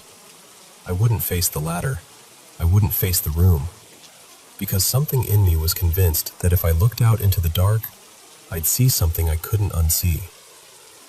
And then there was the sound. Almost every night I was there, I'd hear this slow, squeaky noise in the hallway, like an old wheelchair or a cart with one bad wheel, coming closer, inch by inch, right toward my door. Not rushing, not stopping, just that steady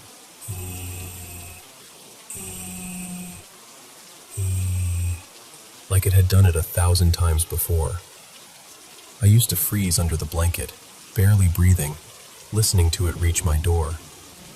I'd tell my dad in the morning, and he'd shrug it off. Pipes, he'd say. Old house noises. You know the kind of dismissal adults give when they don't want to add anything scary to a child's brain. But I wasn't imagining it. I know I wasn't. Eventually, when I got older, I managed to move out of that room. It got handed to my stepsister. Her name was Leanne, and she hated it too. She lasted, a couple of weeks? She said it felt wrong, like she was being watched, and she ended up moving into her sister's room. Then it became my little brother's room when he was a toddler, and that was the part that really confirmed it for me. For nearly a year, my dad and stepmom couldn't keep him in there through the night. He refused. He'd cry, cling, beg, and if they did get him to sleep in there, he'd wake up screaming and bolt out. They ended up leaving the door wide open with the hallway light blazing, or his lamp on low like a night watchman. It's funny, years later my dad renovated the place. That whole area got changed because he converted the loft, and now the stairs go up where that room used to be. The box room isn't even really a room anymore, but when you stand on that landing, you still look toward where it was. You can't help it. And Dad still tries to explain it away. Northwest facing, he'll say. Doesn't get much light, so it feels colder. And I always say, my room at Mom's is northwest too. It's never felt like that room. Because it wasn't about sunlight. It was about presence. Now the second experience, this one happened when I was a teenager at my mom's old house. And I'm not kidding when I say it's the only time I've ever actually cried during something paranormal. I was that scared. Then I heard it. A key in the front door. That very specific sound. Metal scraping, then the little click, then the door opening and closing. Like someone had come home. So I called out, casual, not worried at all. Hi. No answer. And then I heard footsteps on the stairs, coming up. At the time, it wouldn't have been unusual for my mom to come in and head upstairs first before saying much, so I just glanced toward the door, expecting her to appear. But it wasn't her. A woman leaned around the edge of the door frame and looked in at me, just her face at first, then a bit more. She smiled like she was checking on me, like she was fond of me, like she belonged there. She had this calm, gentle expression, soft eyes, familiar somehow. She didn't speak, she just smiled, and then slowly, very slowly, backed away. And I watched her go. Then I heard her footsteps turn and go back down the stairs. I heard the front door open again, close, and the lock click. And that's when my brain finally caught up to what my eyes had already seen. Because the woman looked like my Nan. The Nan who died years before I was even born. My whole body went cold in a rush. I didn't even think, I just ran. I flew down the stairs and grabbed the front door handle. Locked. I checked every room downstairs like a maniac. Kitchen, front room, back room. Nothing. No one. The house was empty. I remember my hands shaking so badly I could barely hold the phone when I snatched up the landline. I called my aunt's house, and when my mom answered, I was already crying, words tumbling out of me. "Mom, Nan was here. I saw Nan. She was here. Please come home. Please." And my mom was like, "What do you mean you saw Nan?" So I told her again. I kept repeating it because I didn't know what else to do. I needed her to understand that I wasn't joking, that I wasn't confused, that I'd seen someone. Mom came back fast. Honestly, it felt like minutes. She burst through the door and practically ran into the living room where I was waiting like a trapped animal. And she just wrapped her arms around me. She kept saying, "It's okay. It's okay." And then she tried to make it rational, because that's what mums do. She said something like, "It was just Mum, just your Nan, coming to check you're all right. You don't need to be scared." But that didn't make it better, because the thought that someone who's gone could still walk into the house like that, use a key, climb the stairs, look in on me, like the boundary between here and not here was just a door you could open. That terrified me. Even now, I can see her smile in my mind if I let myself.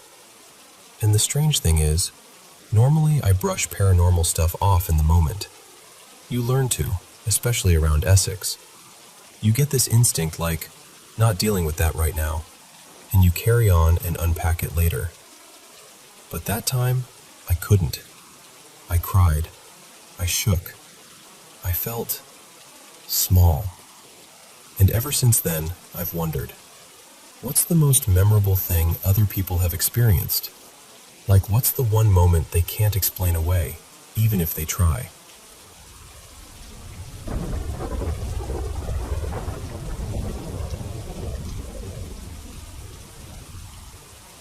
So, I'm pretty new to thrifting, and honestly, I get why people love it. It's fun, it's cheap, and it makes decorating your home feel like a little treasure hunt.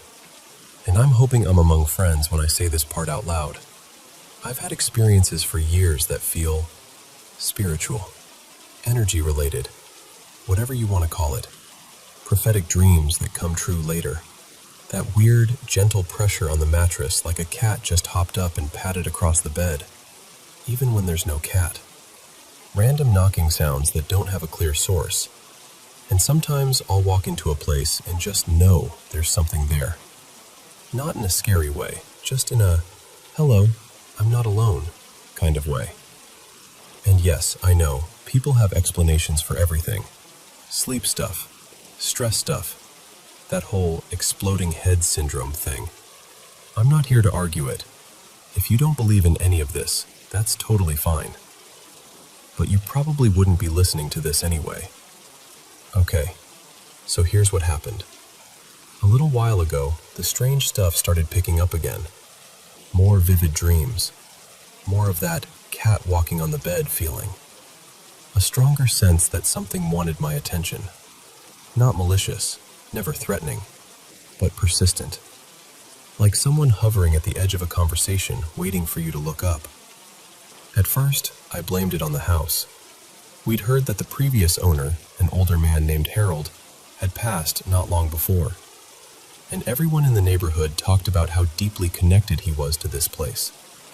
Like the house wasn't just where he lived, it was part of him. And the timing lined up almost perfectly with when I started noticing the activity. So I did what I always do when the vibe starts getting too crowded. I cleansed the space. I used rosemary and incense instead of sage this time. Just a gentler reset. And for about a week or two, it actually felt better. Lighter. Calmer. Like the house could finally exhale. But then, it crept back in. Not the knocking as much this time, but definitely the bed sensation. And that same, "I need you to notice me" feeling. Like a tap on the shoulder you can't see. And one night, I'm lying there staring at my bedroom wall, and it hits me like a sudden, stupidly obvious puzzle piece sliding into place. Because around the same time all this started ramping up, I'd brought home a thrifted piece of art. It wasn't even creepy. It was just this vintage framed print, kind of dreamy, muted colors, the sort of thing you hang up and think, oh wow, this makes the room feel grown up. And I'd hung it directly across from my bed, so it was basically the last thing I looked at before I fell asleep. And in that moment, I was like, oh no. So the next day, I took it down. I didn't smash it or burn it or do anything dramatic. I just wrapped it carefully, put it in the car, and dropped it off for donation. Quietly, respectfully, like, this isn't for me. Someone else will love you. And I'm telling you, the relief was almost immediate. That night? Nothing. No shifting on the mattress, no prickly awareness, no feeling of someone standing just out of sight waiting for me to acknowledge them. It's been calm ever since, like the whole house settled back into its normal rhythm. And look, maybe it's coincidence. Maybe my brain connected dots that didn't exist. But all I know is, the second that artwork left my home, whatever had been trying to get my attention seemed to leave with it. Which definitely made me rethink the whole thrifting is harmless thing. Because now, when I bring something secondhand into my space, I don't just ask, does this match my decor? I also ask, what are you bringing with you?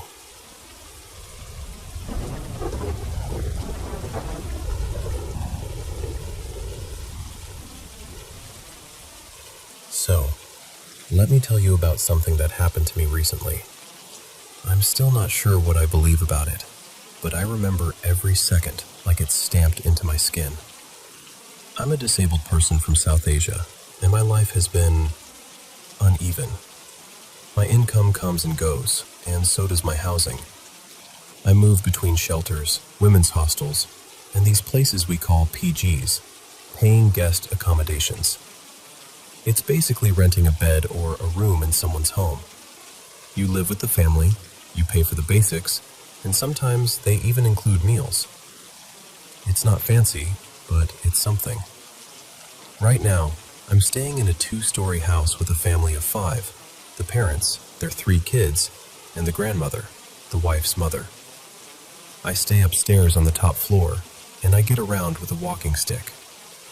The kids' rooms are up here too, so usually this floor is full of footsteps and noise and life. But that day, everyone left. In the morning, the landlord's wife and the grandmother went to the hospital for a minor procedure. Nothing dramatic, just something planned. The landlord took the kids out for a movie. They said they'd be gone until evening, which meant I was alone in the house for hours. And listen, I like being alone sometimes. Solitude can be a relief. But this wasn't peaceful quiet. It was the kind of silence that feels wrong. Like the house is holding its breath.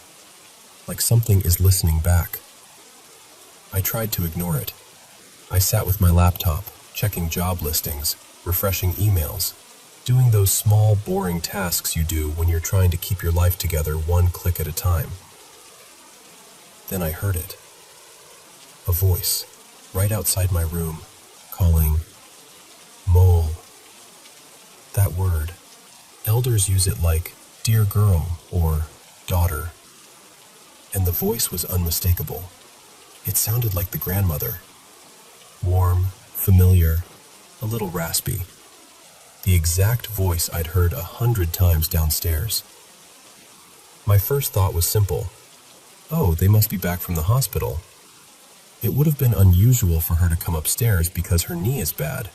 Honestly, her mobility is as rough as mine, maybe worse, but it wasn't impossible. I figured maybe she didn't know the kids had gone out and she was looking for them. Or maybe she needed something. So I got up, slowly, carefully. I leaned on my walking stick and opened my door. And there was no one. The hallway was empty, no footsteps fading away. No rustle of a sari. Nothing.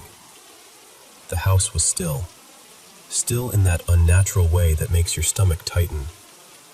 For a moment, I just stood there, confused, holding my breath like maybe I'd see her turn the corner. But there was nowhere for her to have gone without me hearing it. She couldn't have gone back downstairs that fast. I told myself, okay, maybe I imagined it. I'm tired. I'm stressed. The silence is playing tricks. Then I heard it again. Mole. This time, it wasn't in front of me. It was to my left, toward the utility area. The little space with the washing machine that opens out onto the terrace. My heart did that horrible thing where it drops too fast. I'm speech impaired, so calling out is hard for me, but I tried anyway. Just a strained, worried sound like, "Hello? Are you there?" Because my mind instantly went to the most logical fear. What if she fell?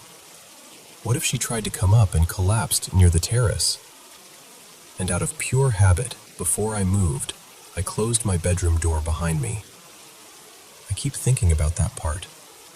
I don't know why. It just feels important. No one was there. Nothing. No movement. No shadow. No sign of any person. And then, a loud crash came from downstairs. Not a small sound, not a creak or a bump. A heavy, sharp impact, like something dropped hard enough to shake the air. I froze for 1 second, and then I panicked.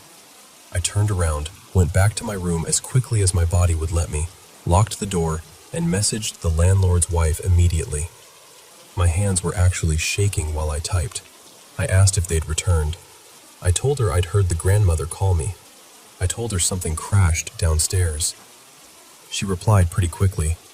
They were still at the hospital, nowhere near home, not coming back until evening, and she added, like a reassurance, that the house had been locked when they left. So, if the house was locked, and they weren't home, then who called me? And what fell downstairs? I sat there staring at my door like it was the only thing separating me from something that had learned my language. I did this quick protection visualization, just something simple I've taught myself for when fear gets too loud. Nothing fancy, just imagining light around me, around the room, around the lock. And I made a decision. I will not open that door again. Not for anything. A few minutes passed, maybe longer. Time got strange. I tried putting on music to make the room feel less hollow. I kept checking the lock, like it might undo itself. Then I heard it again. Mole. The same voice, the same tone, the same exact familiarity. And that's when the thought slid into my mind, quiet and terrifying. What if something is mimicking her? I hate even saying it out loud because it sounds like a scary story you'd tell someone else, not something you'd admit happened to you. But in that moment, it made a horrible kind of sense. The voice, the timing, the way it came from different directions, the feeling of being watched even when I couldn't see anyone. So I stayed in my room the entire time until evening, barely working, barely breathing normally, trying to act like I was fine while my body insisted I wasn't. Every little sound made me tense. I kept the music going just to cover the silence, because the silence felt like an invitation. Finally, when the family came home later, the house filled up again. Voices, footsteps, doors opening, the normal mess of life. And the relief I felt, it was physical, like my muscles finally unclenched. Later, I found out what likely caused the crash. The wall clock downstairs had somehow come loose and fallen. That part at least had an explanation, a simple one. But the voice? I still don't know. Because I'm not guessing when I tell you this. I heard the grandmother's voice 3 separate times, clear enough that my body reacted before my mind could even argue. And what's strange is that the clock fell right when I was on the terrace, like the house waited until I stepped into that bright, open space. So was it all coincidence? Just stress and silence and a falling clock? Or did something in that quiet house learn the safest voice it could use to get me to open my door? I don't know. But I know what it felt like. And I know I'm grateful I closed my door behind me.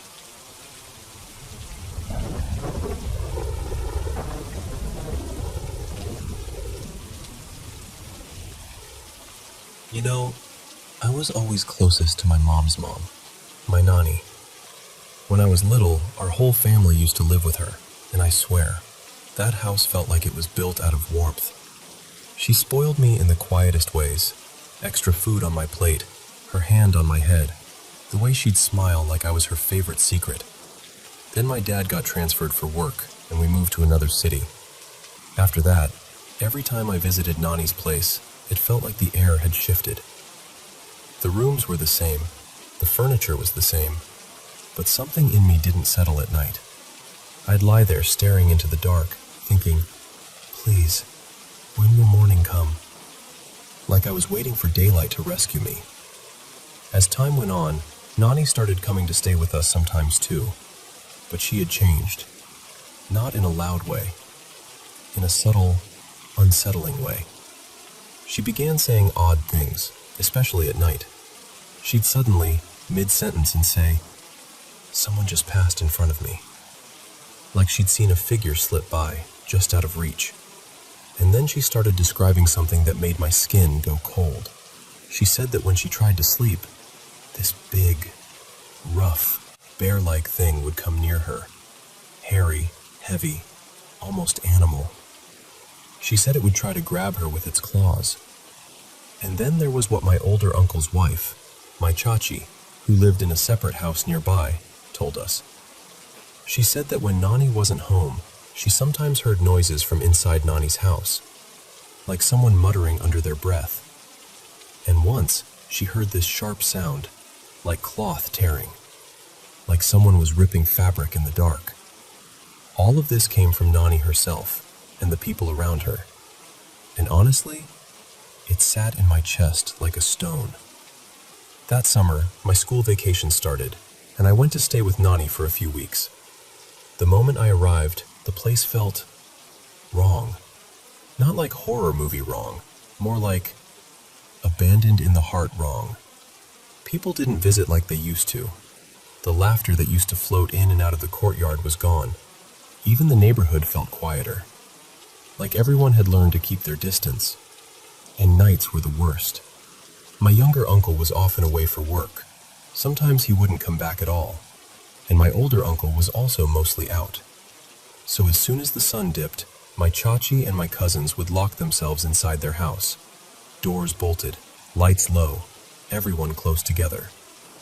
And on Nani's side, it was just me and her. Two people in a big, too quiet house. Nani would sit on the veranda in the evenings, the kind of time when the sky turns that dusty blue. She'd pull me close and make me sit right beside her like she used to when I was small. But then she'd say things that made my throat tighten. She'd whisper, almost confidently, "Watch, something bright will pass in front of us any second." And I'd stare. I really would. I'd stare so hard my eyes would water. But I never saw anything. Then she'd say, "There are spiders inside my mosquito net." And she'd point, insisting she could see them crawling. I'd look again. Nothing. Just shadows. Just netting. Just my own fear growing louder. And I won't lie, I was terrified. Not just of what she was describing, but of how real it seemed to her. The way she'd speak like she was reporting something obvious, like she was describing a person walking by in daylight. Years later, Nani passed away. It wasn't sudden. She'd been ill. It turned out she had a brain tumor. And even now, I miss her so much it surprises me sometimes. Like grief can still tap you on the shoulder years later and say, "Hey, remember? Was she truly seeing those things? Or was it the tumor, hallucinations, confusion, her brain misfiring in the dark? I don't know. And maybe that's where the story would end. Except there's one part that still makes me pause, because that same bear-like presence she described, hairy, heavy, reaching, my mother once told me she saw something like it too, around the time I was born. She said it would come close, trying to touch her, and the strangest part was this. She said it felt cold. Not like a person, not like skin, like the kind of cold that doesn't belong. And my aunt, my Masi, she told a similar thing. Before she had her son, she went through multiple miscarriages. It was a painful time for her, physically and emotionally. And she said during that period, she saw that same presence more than once. That same shape. That same feeling of it trying to come near her. So even though my brain wants to choose the logical answer, wants to say, it was illness, it was the tumor, there's this other part of me that stays quiet and unsure. Because grief and fear and love, they don't always fit into clean explanations. All I know for sure is this. My Nani loved me deeply, and I loved her back. And somewhere inside that love, there's also this unanswered darkness, something I still don't completely understand, no matter how many years pass.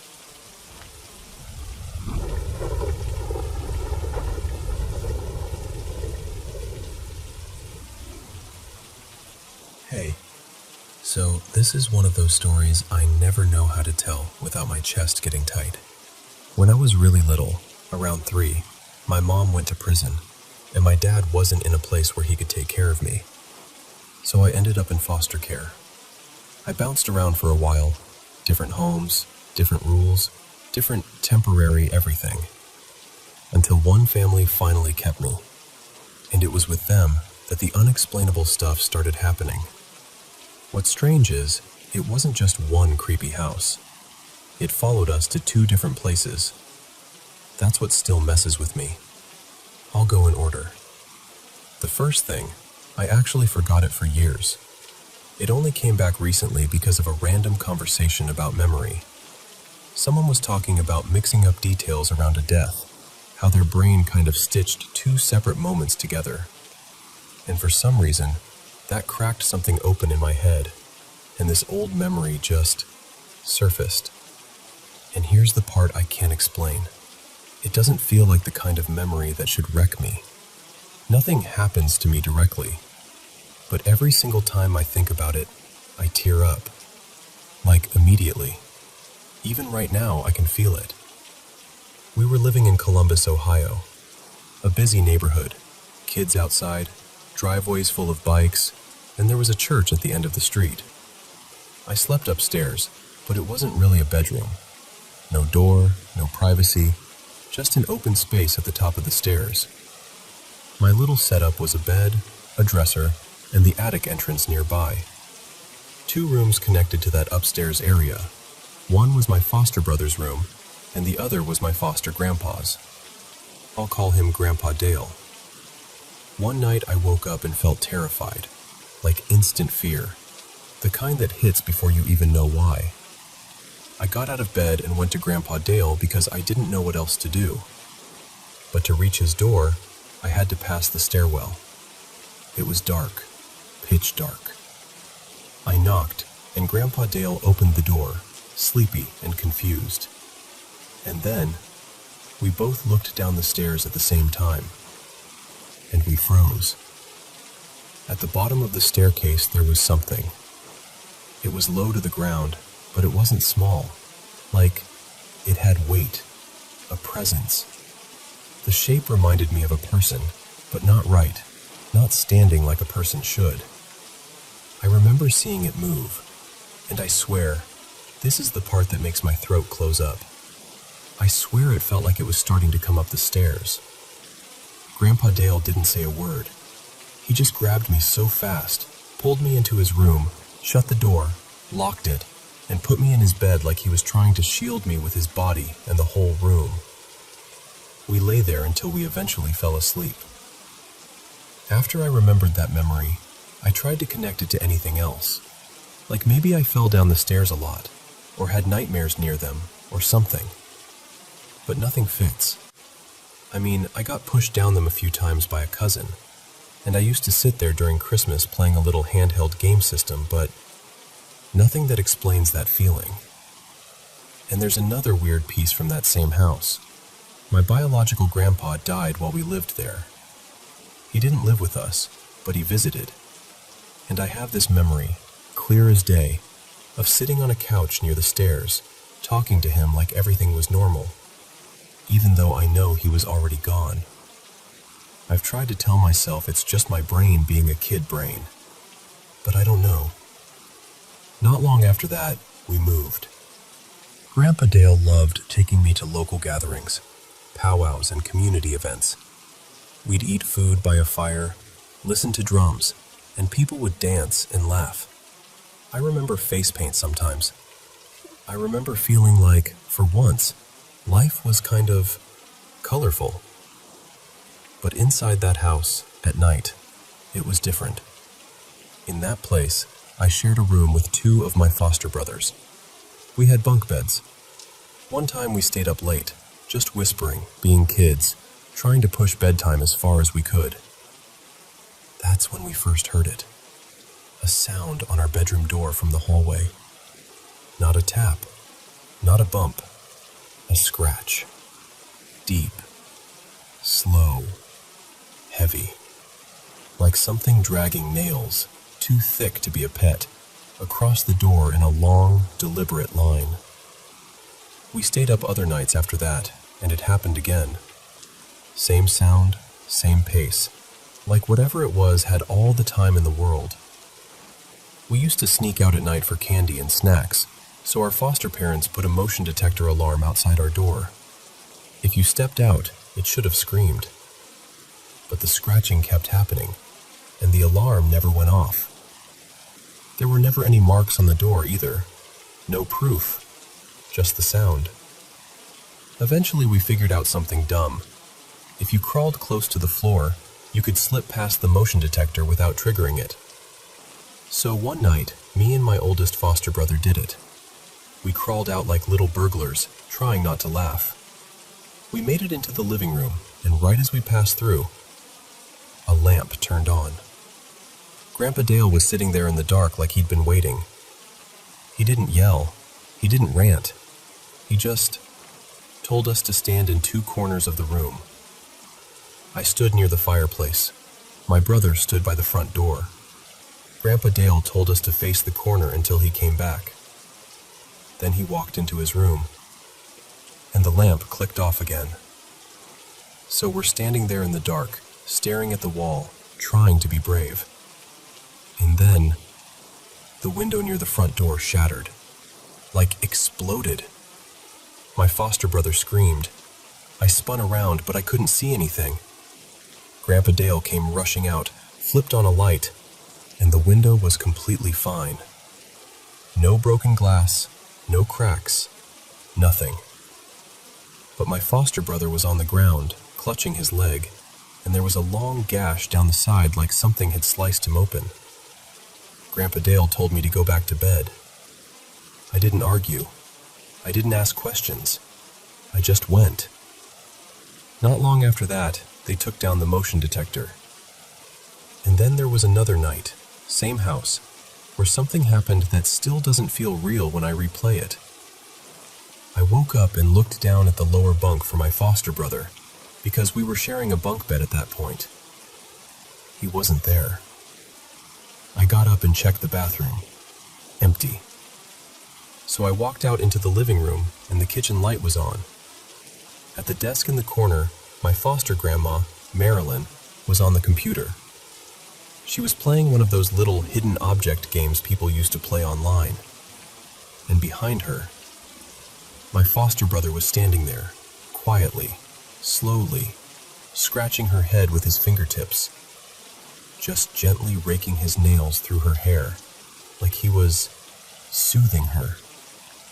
But it didn't feel soothing. It felt wrong, like he wasn't fully there. My foster grandma calmly closed the game, stood up, and said, "Time for bed," like she'd just been reminded of something. She said yes, but I had to get my sleeping bag and sleep on the floor. So I did. I dragged my sleeping bag in there, laid it out, and got down on the ground. Her closet door was slightly open. The room was dark except for faint light from somewhere outside. She fell asleep fast. I stared at that closet, and the shadows started moving. Not like, "Oh, your eyes are adjusting," moving. Like something moving. They slid downward, pooling onto the floor, and then they moved across the room. Not like a person walking, but like something slithering, like snakes made of darkness. They came together into one bigger shape, and it rushed me. I remember the sensation of being lifted, like hands at my throat, and then being slammed hard into the floor. And then everything snapped into a nightmare so vivid, it still feels like it happened in real life. In the dream, I woke up in my own bed like it was morning. Everything seemed normal. Grandpa Dale had made breakfast. We were sitting at the table on these funny mismatched chairs we had, like something you'd see at a restaurant, not a house. I remember thinking how weird they looked, even in the dream. I looked down at my eggs. The yolk moved. It wriggled like it was alive, then hopped off my plate and shot straight into my foster brother's mouth. And something changed in him. Something took him over like a switch flipped. And then he hurt everyone. Everyone but me. I was begging him, crying, trying to remind him who I was, trying to make him remember that I was his brother, that we were kids, that this wasn't real. And as I begged, the house started falling apart. Walls dissolving, floor breaking up, until it wasn't a house anymore. It was a desert. Just sand and empty space and heat. He looked at me, really looked at me, right in the eyes. And I woke up. But when I woke up, I wasn't on the floor in my sleeping bag. I was on my foster grandma's bed. Her bedroom door was open, and my foster brother was standing in the doorway, peeking around it, staring straight at me like he'd been there for a while. After that, I don't remember big dramatic moments as clearly. I mostly remember the constant feeling, like I was being watched, like the air could turn heavy at any moment, like the dark in that house wasn't just darkness. And once we left that foster family, things mostly stopped. I've had a few odd experiences since then, little things here and there, but nothing like those years. Nothing like those 2 houses. And even now, I still don't know what any of it meant. I just know it stayed with me.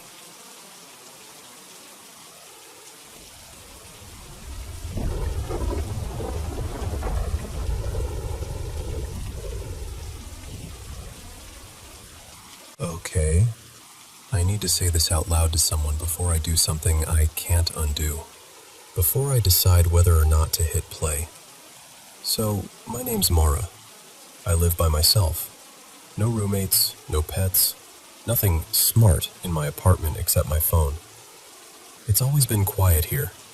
Peaceful, even. Or it was. Until a couple nights ago. I woke up at 3:17 a.m. because my phone buzzed on the nightstand. I remember thinking it was just some random notification, like an app update or a spam text. But when I looked at my screen, there was a video file sitting there, saved 1 minute ago, and my stomach dropped because I didn't record anything. I didn't set a timer. I didn't fall asleep watching something. I didn't do that half-awake, hit record by accident thing. I'm not guessing. I'm absolutely sure. Still, I was groggy and confused, and I opened it. It was 49 seconds long. At first, it was just my bedroom, dark and quiet. And what freaked me out immediately was the angle. It was the exact angle my phone would have had sitting on my nightstand, pointed out into the room. For a second, I tried to laugh it off, like maybe my phone glitched, or I somehow triggered the camera in my sleep. But then I heard it. breathing. Not mine. This breathing was slow, heavy, and so close to the mic it sounded like someone was practically pressing their mouth against it.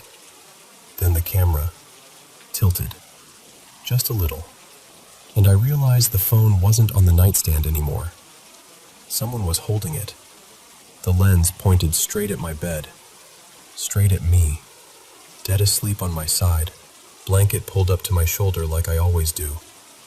And then, something stepped into view. Bare feet, pale skin, tall, too tall, like the proportions didn't make sense. The camera never showed a face. It was like the space above the shoulders was just swallowed by darkness. No features, just a void where a head should have been. And it stood there, for the rest of the video, not moving, not doing anything dramatic, just watching me. The clip ended, and my hands were shaking so hard I almost dropped my phone. I immediately checked the file info. It said it was recorded at 3:13 a.m. Location? My apartment. I didn't sleep after that.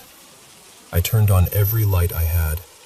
I checked the closet, the bathroom, behind the shower curtain like an idiot in a horror movie, the kitchen cabinets, everywhere a person could hide, even if it made no sense. The front door was deadbolted. The windows were locked from the inside. There was nothing. No sign of anything.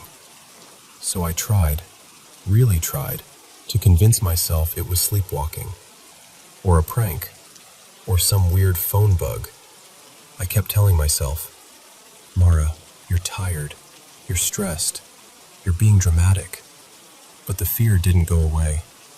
It sat in my chest like a weight. I went to work the next day barely functioning. Around lunchtime, I decided I had to show someone, just one person, because I needed proof that I wasn't losing it. I opened my gallery to pull up the video. It was gone. Not in my camera roll, not in the cloud, not in recently deleted, not anywhere, like it had never existed. And that scared me more than the video itself, because it meant whatever did it could access my phone whenever it wanted, even while I was awake, even while it was in my hand. So last night, I did everything I could think of. I didn't plug my phone in. I powered it off completely. I covered the front and back cameras with thick black tape, like layered it. I put the phone face down on the dresser across the room, as far from my bed as I could. And I slept with every light on. Every single one. When I woke up this morning, the lights were off. All of them. And my mouth went dry because I don't turn off my lights in my sleep. I don't. I know I don't. I looked at the dresser. My phone was face up, right above where my head rests. Like someone placed it there on purpose. Like a note. The phone was on. Battery, 96%. And there was a new video, 3 minutes long. I'm sitting in my car in my office parking lot right now, trying to breathe like a normal person and pretend I'm not completely falling apart. I haven't opened it yet. My thumb keeps hovering over it, because I'm terrified of what I'll see, but I'm even more terrified of what happens if I don't watch it. So yeah, that's where I am. I haven't hit play. Not yet.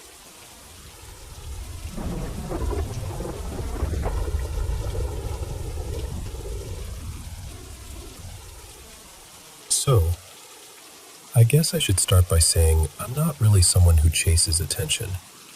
I know how the internet can be. People will say anything for a reaction. But I've always had this quiet little collection of strange moments, and once in a while I just feel like telling them the way they happened. When I was a kid, me and my mom lived in this older house in the historic part of our town. That place had its own weirdness, but honestly, my mom's experiences were the kind that made mine feel like background noise. Like she was living in a horror movie and I was just hearing the soundtrack. After that, we moved to another house, and that's where things got more obvious.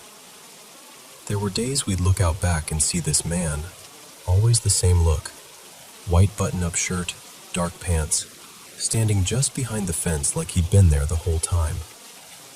Our yard sloped down into this big hill, so you could see everything clearly. And he'd just appear. Not walking in, not coming from anywhere. One moment nothing, the next moment, him. Still, like he was waiting for someone who never showed up. But the house that sticks with me the most was the last place I lived before my most recent move. That one gave me stories for life. It was the kind of house where you'd hear footsteps when nobody was moving, where something would rustle or shift out in the backyard, and you'd look, and 3 different people would swear they saw 3 different things. Like whatever was out there couldn't decide what shape it wanted to be. And then there was what I always call the fake cat incident. That's a whole thing on its own. This sound we heard that was so close to a cat, but wrong in this way that makes your stomach tighten, like it was practicing. Which, I guess, leads right into the weirdest part. The mimicry. This is the strangest thing that ever happened to me, and somehow, it wasn't the scariest. It was more like reality glitching right in front of me. It was last year when the first one happened. My mom sneezed. Just a normal sneeze. And I did what I always do. I called out, "Bless you." And then, from down the hallway to my left, toward my parents' bedroom, I heard my voice. Not kind of my voice. Not similar.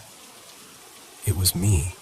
My exact tone, my exact rhythm, the same casual little inflection, saying, "Bless you." I just froze. Not in a dramatic way, more like my brain stalled out trying to file it somewhere that made sense. The second time hit different though, because it didn't just mess with me, it messed with my mom too. One day she came up to my door and knocked to ask me something.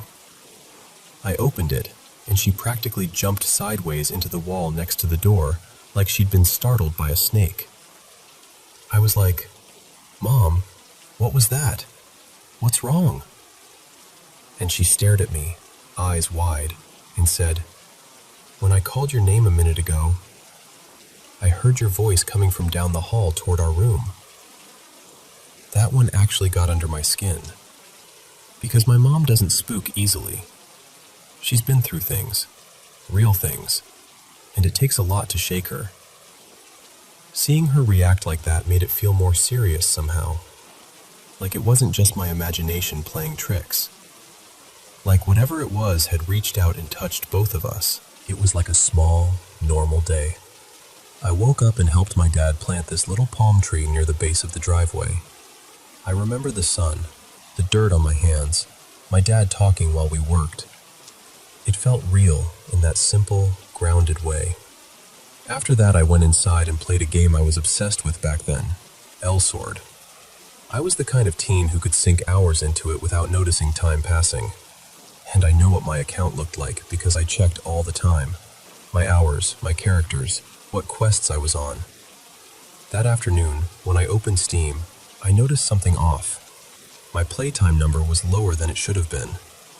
Not by a tiny bit, by a lot. Enough that I remember staring at it like, that can't be right. I brushed it off and kept playing anyway. I even remember working on this quest line, something that took time, something you don't just forget doing. I played until later in the evening, then eventually went to bed. And then I woke up the next morning, and the palm tree was in a different place. Not a little shifted, not leaning. It was planted at the end of the driveway instead of where we'd put it. And the weird part was the ground. There wasn't torn grass or disturbed soil where it had supposedly been moved. No mess. No sign of a redo. Like the driveway had always been that way, and my memory was the thing that didn't belong. I asked my dad, and he was like, "You left right after we finished and went to sleep. You were knocked out. You must have been exhausted." But that didn't match what I remembered at all. I remembered being awake. I remembered gaming. I remembered the time. I remembered the quest. So I checked again. My hours were back to normal, like nothing had ever happened. The number that had been wrong the day before was suddenly right. And the quest progress I swore I'd made, it hadn't been started. Like that whole evening had been erased. I just sat there staring at the screen, then staring outside, then back at the screen. Like if I looked hard enough, something would blink and confess. But nothing did. And honestly, I didn't have some big conclusion. I didn't turn it into a theory or a warning or a dramatic ending. It was just this one day that didn't fit into the rest of my life neatly. So I did what I usually do with things like that. I stopped tugging on the thread, and I moved on.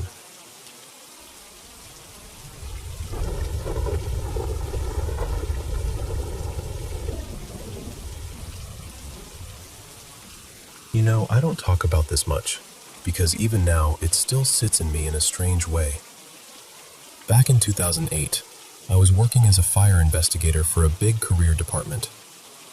One night, we got hit with a monster job, a 4-alarm fire at this cluster of old industrial buildings, 5 or so of them, all built way back in the early 1900s.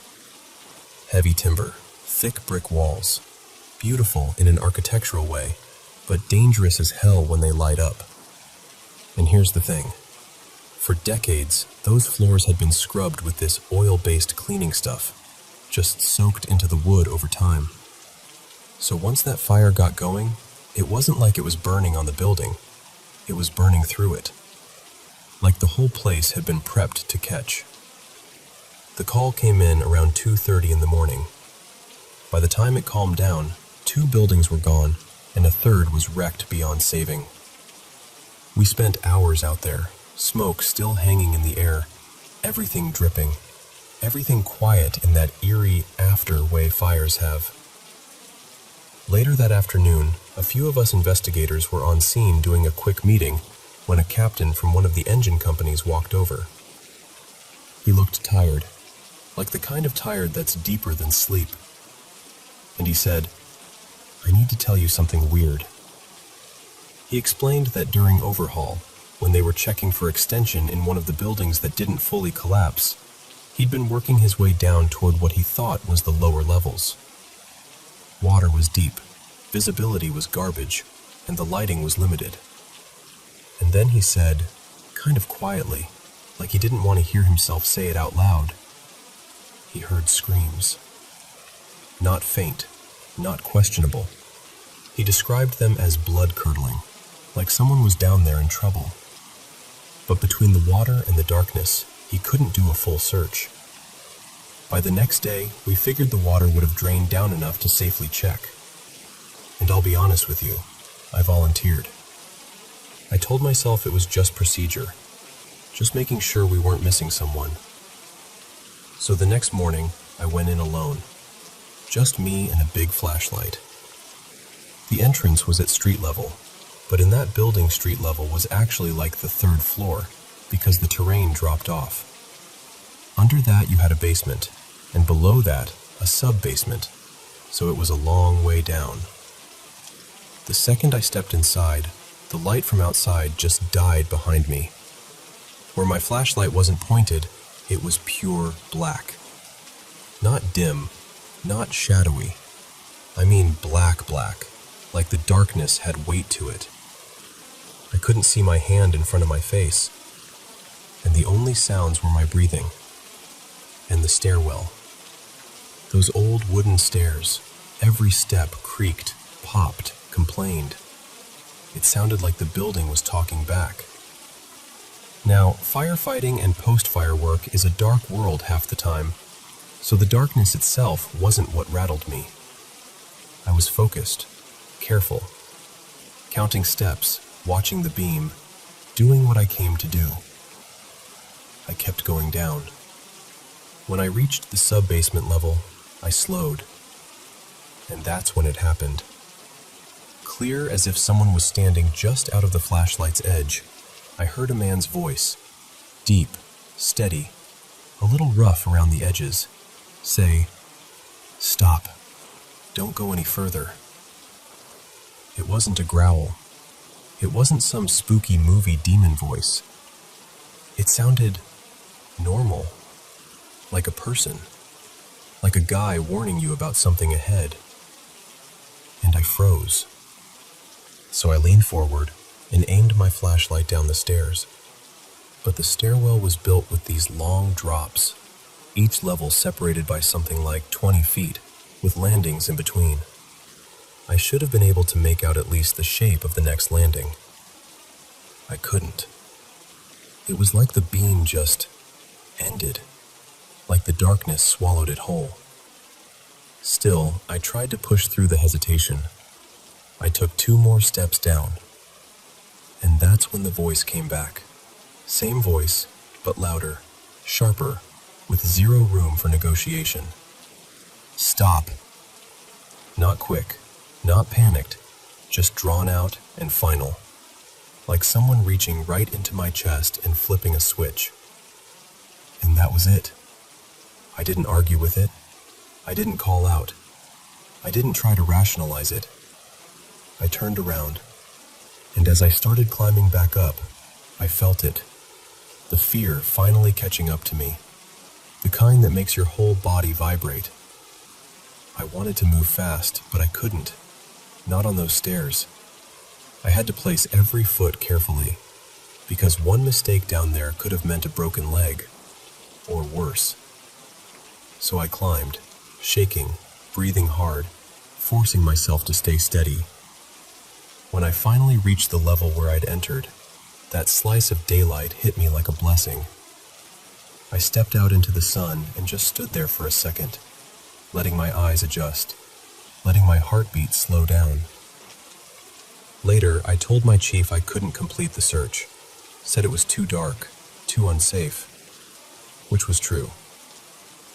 I did not tell him about the voice. I already knew how that conversation would go. I didn't feel like being the story people told at the kitchen table. A few days later, the decision was made to demolish that structure. Once they cleared it down near the basement level, we brought in a cadaver dog. Nothing. Then, just to be thorough, a forensic team combed through the area. They found nothing. No remains. No sign anyone had been trapped down there. So what was it? I can't label it for you. I'm not here to prove anything. I just know what I heard, and I know how real it felt in that moment. And I'll tell you this, I've been in a lot of dark places, in a lot of dangerous buildings, in situations where your brain can play tricks on you. But that voice didn't feel like a trick. It felt like a warning, and I'll carry that with me for the rest of my life.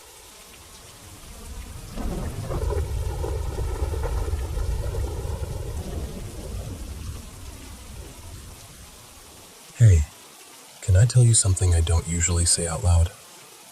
I grew up in a house that didn't feel empty. From the time I was a toddler until the day I left at 18, there was always something there. I don't know what word fits best. Ghosts, demons, leftovers of people, impressions stuck like fingerprints in the air. I just know it was real, and it wasn't shy about proving it. It's funny what you can normalize when it's all you've ever known. People picture hauntings as one dramatic moment, one scream, one slammed door, and then it's over. But mine was routine, predictable. Like the house had a schedule, and every night it punched the clock. For me, it always came back to the closet in my room. Yeah, I know, the closet. But listen, mine didn't even have a door. Just an old, heavy curtain, the kind that should have hung still unless you brushed past it. And every night, almost like it was timed, right around 2:07 a.m., that curtain would start moving. Not a little flutter. Not like, maybe the vent kicked on. We didn't have central air, and the window unit was down the hall in the living room. No, this was a slow, deliberate wave, like someone breathing behind it. Then the shadows would show up. At first it was just around the closet, like darkness pooling on the floor. But it wouldn't stay there. It would stretch out, sliding across the room in long, unnatural fingers, until it reached the big window. This gorgeous old picture window that took up most of the wall. Outside it, there was this enormous pecan tree, knotted and ancient, the kind of tree that looks like it's been watching you longer than you've been alive. When the shadows reached that window, the curtains there would start to sway too, like a breeze had entered the room and chose only fabric to touch. And then the temperature would drop. Not a little chilly. I mean the kind of cold that makes your teeth ache. Even in summer, even when the air outside was thick and hot. The darkness would keep thickening until it didn't feel like normal night anymore. It felt layered, like someone kept throwing heavier and heavier blankets over the room. I had a nightlight plugged in back then, one of those small ones shaped like a star. And the weirdest part? You could still see it, but it stopped lighting anything. Like it was trapped under gauze. Like the glow was being swallowed before it could reach the walls. And then, something darker than the darkness would move. Sometimes it looked like a person, tall, human-shaped, but made of pure pitch. Not shadow, not dimness, more like a cutout of nothing. It would stand beside my bed, right between me and that dull little dot of the nightlight, and it would just watch. There were nights I'd wake up and I couldn't move, not even a finger. My eyes would be open, my chest would work, but my body didn't belong to me. And that shape would drift around the bed, slow as sinking smoke, until it hovered right above my face. So close, I swear it was an inch from my nose. And the thing is, even in a room that dark, it stood out. That's what made it so terrifying. It was darker than the darkness, like a void with edges. Sometimes it would slide off to the side and the bed would bounce, like someone had pressed a knee into the mattress. As a kid, that kind of fear doesn't just scare you, it rewires you. I stopped sleeping in my room for a while. I flat out refused. I'd curl up on the living room couch instead, thinking I'd outsmart it by changing locations. That didn't help. And one night, this part still makes my stomach tighten. I saw a woman. She looked exactly like my mother. Same face, same hair, same way she held her shoulders. But she was wearing a dark dress, and she stood over the couch where I'd been trying to sleep and looked down at me with this expression I can only describe as pure hatred. Not anger, not annoyance. Hatred. Cold and intense, like it rolled off her in waves and soaked into me. I started crying. I couldn't stop it. The feeling was so heavy I felt like I was drowning in it. Then she turned and walked straight into my bedroom. A minute later, my real mom came out from the back of the house, sleepy, confused, wearing her pale nightgown, asking me what was wrong. And all I could do was point, shaking, because what do you even say? Mom, you were just in here, but you weren't you. My dad got tired of it eventually, of me sleeping on the couch, of the fear, of the arguments. So he brought home this huge fluorescent shop light, one of those long humming tubes, and mounted it in my room like he was declaring war on whatever lived in my closet. For a while, it helped. Kind of. Because at 2:07, the light would start to fight back. It would hum louder, buzz, flicker, and sometimes these dark rings would crawl across the tube like bruises. If the fuse blew, the whole shadow routine would start like nothing had changed. But if the light held, the closet curtain would still wave. Shadows would still form around the closet. They just wouldn't spread. It would be like a standoff. 30 minutes of buzzing and flickering and that horrible electric hum, and then, suddenly, everything would stop. The curtain would go still. the room would warm back up, and the house would pretend it had never done anything at all. And I remember lying there thinking, very quietly, very carefully, if it can't beat a light, maybe it isn't as powerful as it wants me to believe. My home life wasn't great. School was worse. I was the weird kid, the quiet one, the one people picked at because it was easy and they could. I got lonely in that deep, aching way kids do when they don't feel safe anywhere.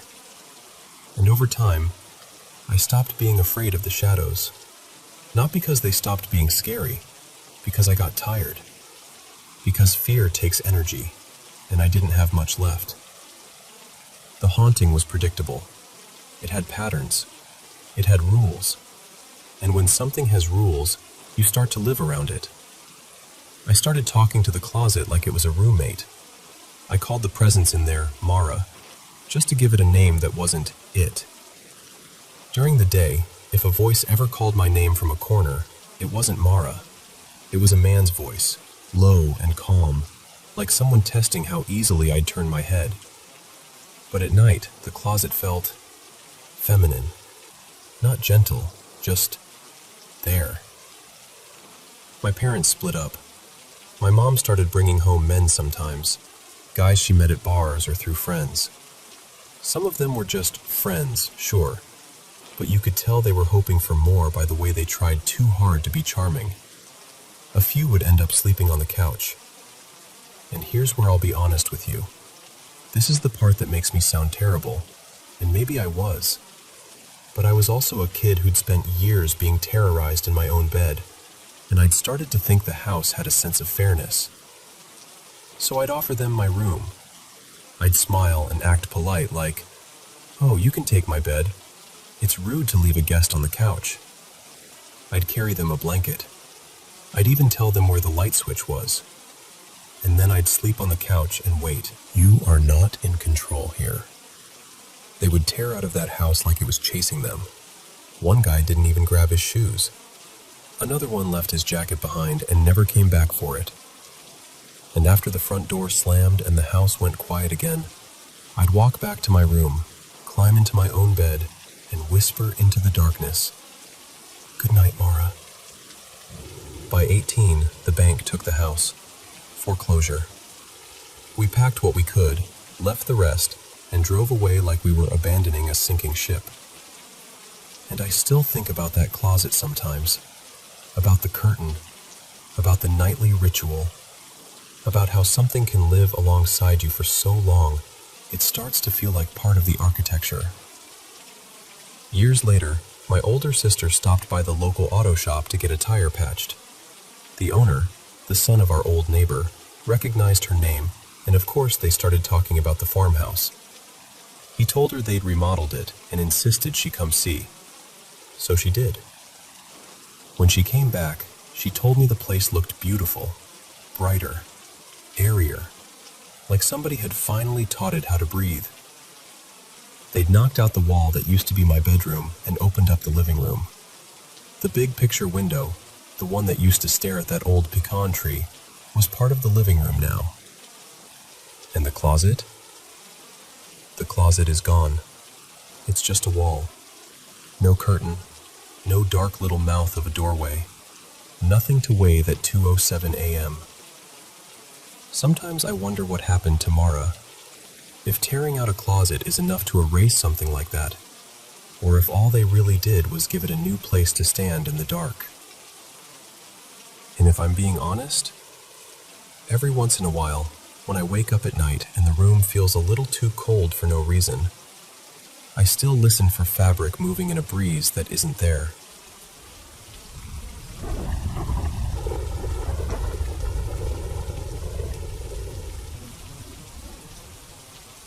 Okay, so this all happened today, and I still feel a bit shaky, even saying it out loud.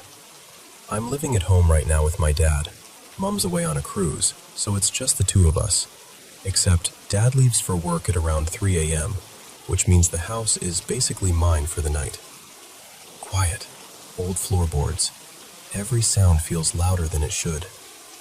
So this morning I wake up at about 4 a.m. to this weird noise in the kitchen, like a plastic bag rustling or someone messing with packaging.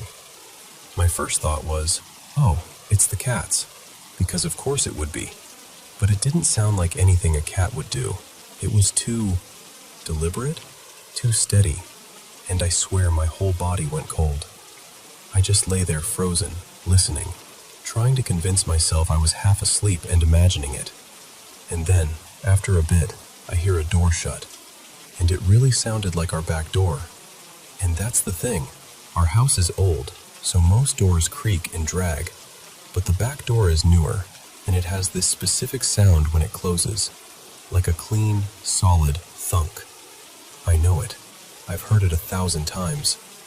At that point, I'm properly scared, but I'm still not moving. I keep listening, and then I hear rummaging.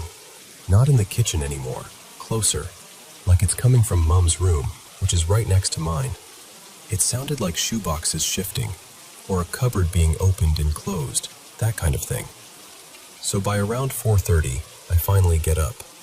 I quietly close my bedroom door and, this is going to sound dramatic, but I didn't care. I pull a heavy chest of drawers and wedge it in front of the door.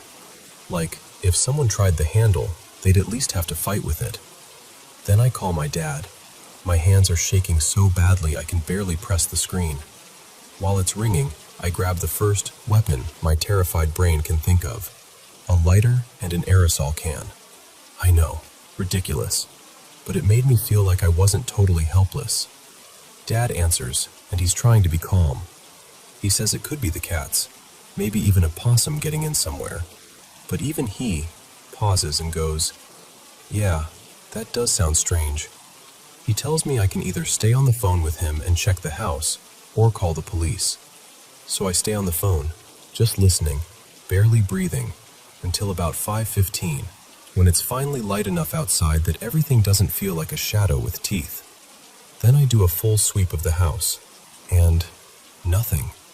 No drawers pulled out, no cupboards open, nothing knocked over. Mum's bedroom door is still shut like it never moved. No signs of anyone being there. It's like the whole thing just never happened. But it did happen. I know what I heard. And then tonight, things got worse. I'm doing dishes and throwing laundry in, trying to act normal, and suddenly one of my cats, Luna, starts acting completely unhinged. Not like zoomies, not playful. She had this wild look in her eyes, like she didn't even recognize me. Teeth showing, low, tense body. She bolts at me, then spins and sprints straight to the back door. The same back door I heard this morning.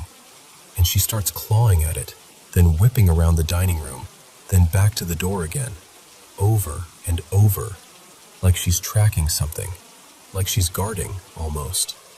And what freaked me out is, we've had animals wander onto the deck before. Birds, possums, even a neighbor's cat once. She's never acted like this. I've honestly never seen her look that angry, or scared, or whatever it was. So now I'm back in my room, door shut, heart racing, telling you this because I feel like I'm losing my mind. And there's more context that makes it all feel heavier. The main thing I remember was this headless mannequin torso with fake blood painted at the neck, mounted near a tree stump down by this little dam area at the back of the property. Like it was meant to be a scene. And later, months after we'd moved in, we found something else tucked away. A tiny hanging planter in a tree with a doll's head inside it, smeared with the same red paint. Mum brushed it off like, oh, she was just artsy. And I tried to laugh it off too, but it stuck with me. And then there's the creek. There was a case years back where a woman was killed and left in a creek not far from here. I knew her kids from school. And that same creek system feeds into the waterway that runs near our place. On top of that, a boy I went to school with drowned in that same stretch after jumping from a rocky ledge. Different incident, same water. I never used to think about any of this in a paranormal way. I didn't. But today, when I heard those noises, my first thought, my immediate, stupid, panicked thought was, What if this place is cursed? And then my friend mentioned the paranormal idea later, and I hated how quickly my brain went, yeah, that would explain it. Because I don't know what's worse, the idea that someone was in the house, or the idea that no one was.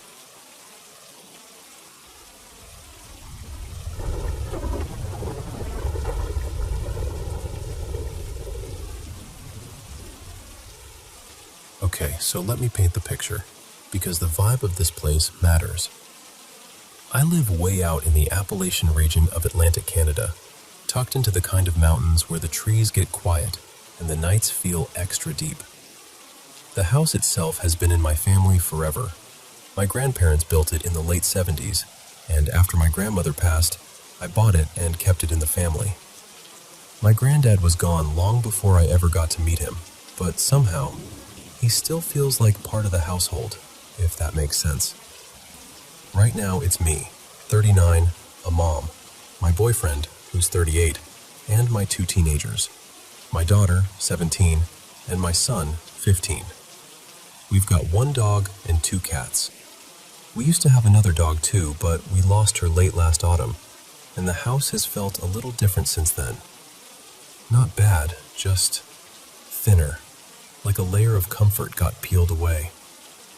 And here's the thing. This house has always had activity. Always. Knocks on the walls, taps on windows when no one's there. Little sounds like someone shifting around upstairs when everyone's accounted for. I've heard what I swear is a man laughing.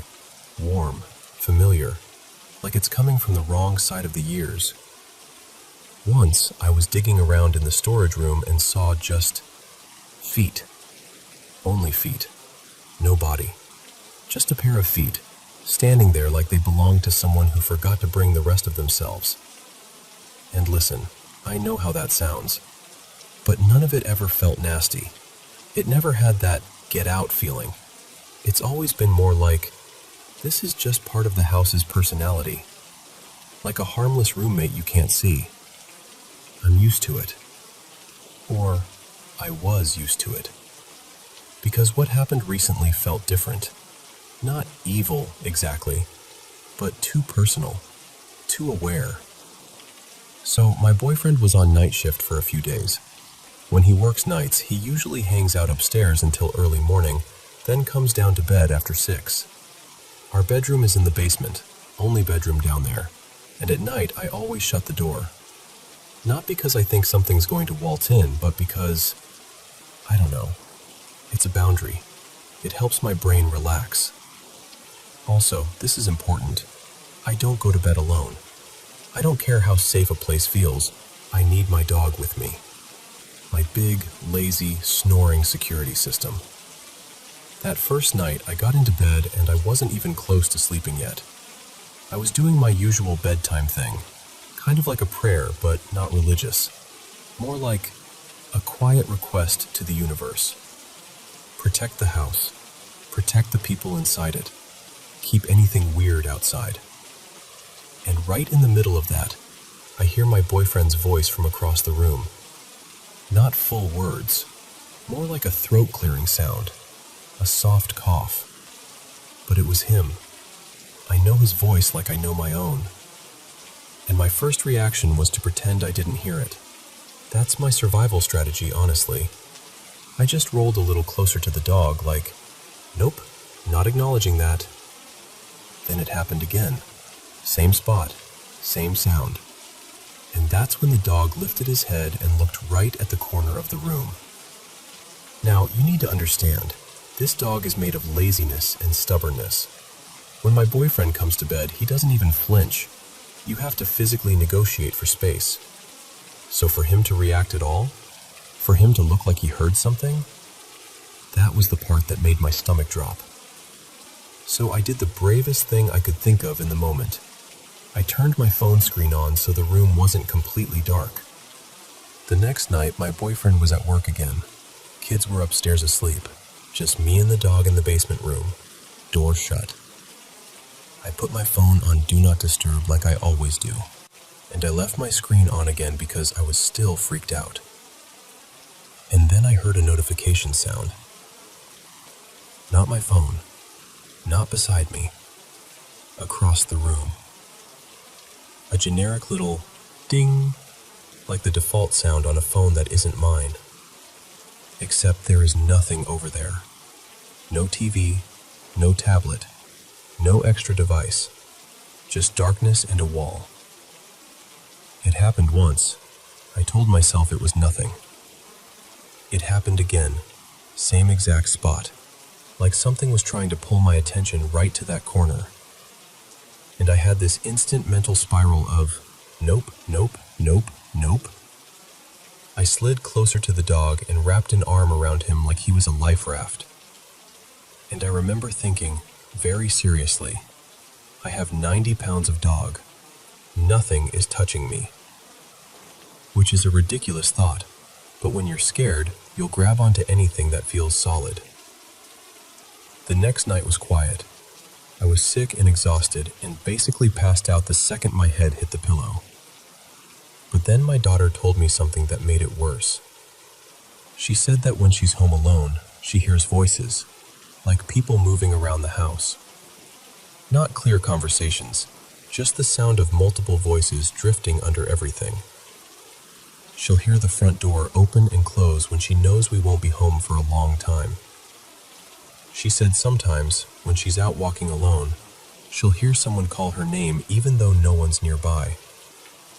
And she's at that age where she already doesn't want to leave her room, so now she keeps earbuds in when she's alone. Music on. Block it all out. Up until then, the only time I heard voices myself was when I vacuumed, like murmuring under the noise. I'd shut the vacuum off just to see if someone was talking, and then, nothing. So I started wondering if this was something that copies voices, a mimic. I mentioned it to a friend who's into paranormal stuff, and she got excited like, ooh, we should try to communicate. And I was like, absolutely not. Because everything I've ever learned about anything that mimics you is, don't invite it closer. Don't answer it. Don't play games. And then things escalated, to the part that still makes my skin go cold when I think about it. So, my dog's bedtime routine. I know it sounds silly, but it matters. My dog is basically a furry barrel with legs, solid, short, round. He's on a diet, because now he's the only dog and it's easier to control his food, but he's still built like a footstool.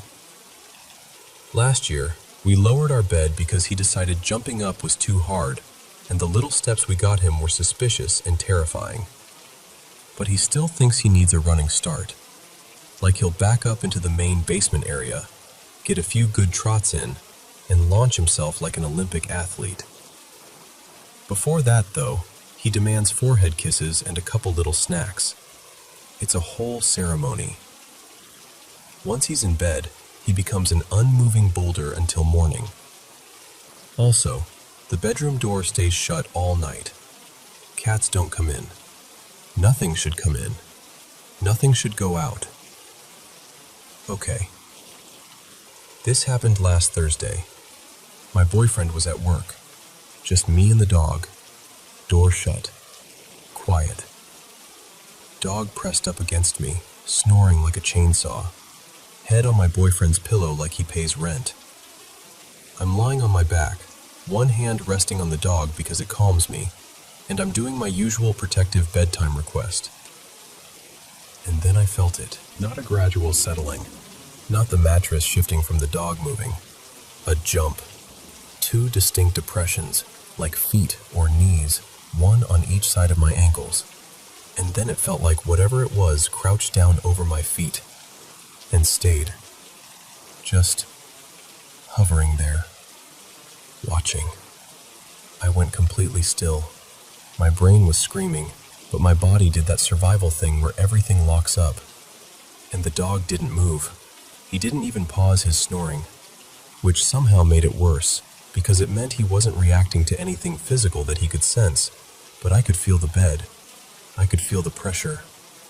After a few seconds, maybe longer, I honestly don't know, I started kicking my feet around like a panicked kid under a blanket, just thrashing, hoping it would get offended and leave. And as quickly as it came, it got off the bed. No footsteps, no voice, no creak. Just the mattress rising back up like whatever had been there simply wasn't. The rest of the night was quiet. I eventually slept, woke up to my alarm like nothing happened. Since then, my boyfriend's been back on day shift, and the nights have been calm again. He still doesn't believe in any of this, of course. The man could watch a ghost make coffee, and he'd call it a draft. But then yesterday, daytime, something happened twice, and it rattled me in a whole new way. I left the house to run errands. The main door we use goes into the garage where my car is parked. I shut it behind me like I always do, and I heard something slam into the inside of the door. Not a little bump, not the house settling. It sounded like someone threw their full body weight against it. I froze with my hand still on the knob. The dog was on the couch. The cats were nowhere near the door. There's nothing hanging there, nothing heavy enough to do that. I stood there for a second, heart pounding, and then I did what I always do when I'm scared. I pretended I wasn't.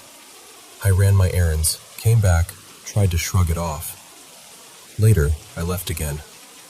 Same door, same normal amount of force when I shut it. And again, wham! Like something sprinted into it from inside the house, full speed, full weight, just to make sure I knew it was there. And that's where I'm at now. Because knocks and murmurs and harmless little weird moments? Fine, I can live with that. But something using my boyfriend's voice, something trying to pull attention from across the room, something crouching on my bed and leaning over my feet, and then something slamming itself into the door like it's angry I'm leaving?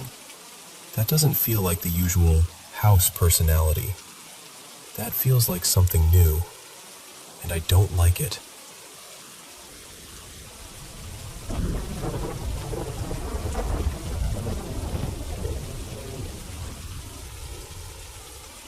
So, not long after this other weird parenting moment we'd had in our house, something started happening with my middle kid, Noah. He was about 4 then, tiny little guy, still in that stage where they're all elbows and blankets and sudden big feelings. For a stretch of nights, I'd bolt awake to him screaming, like real screaming, pure terror. His room was on the same floor as his older brother's, closer to street level, and my room was up on the top floor. So every time it happened, I'd be flying down 2 flights of stairs in the dark, half asleep, heart pounding, trying not to trip over anything. Most of the time, when I got to him, he was still sort of asleep, like eyes open but not really there. I'd scoop him up, rock him, murmur the usual soft parent stuff. "You're okay. I've got you. You're safe." And within minutes, he'd melt back down. By morning, he wouldn't remember a thing.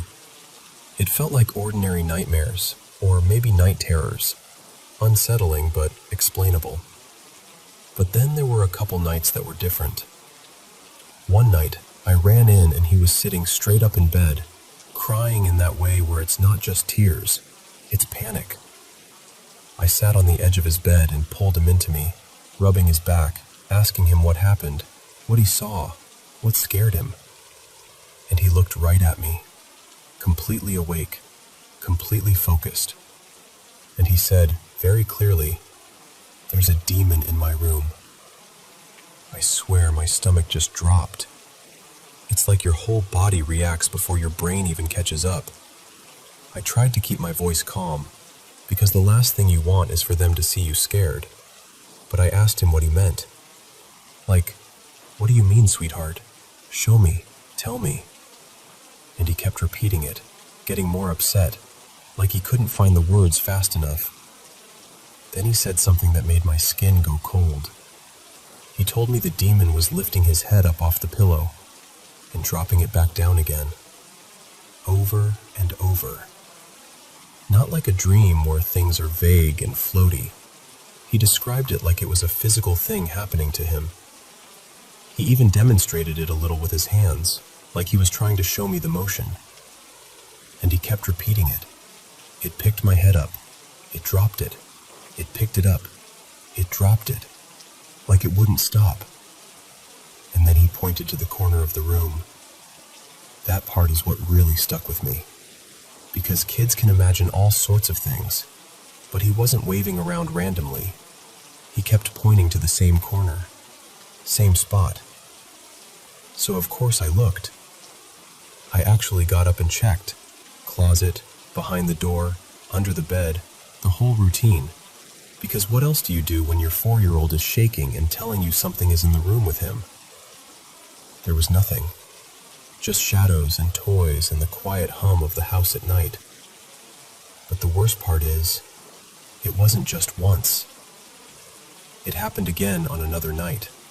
Same words, same corner, same description. His head being lifted and dropped onto the pillow. And after that, it didn't stay trapped in nighttime. He'd mention it during the day sometimes, like it was still on his mind. Not constantly, but enough.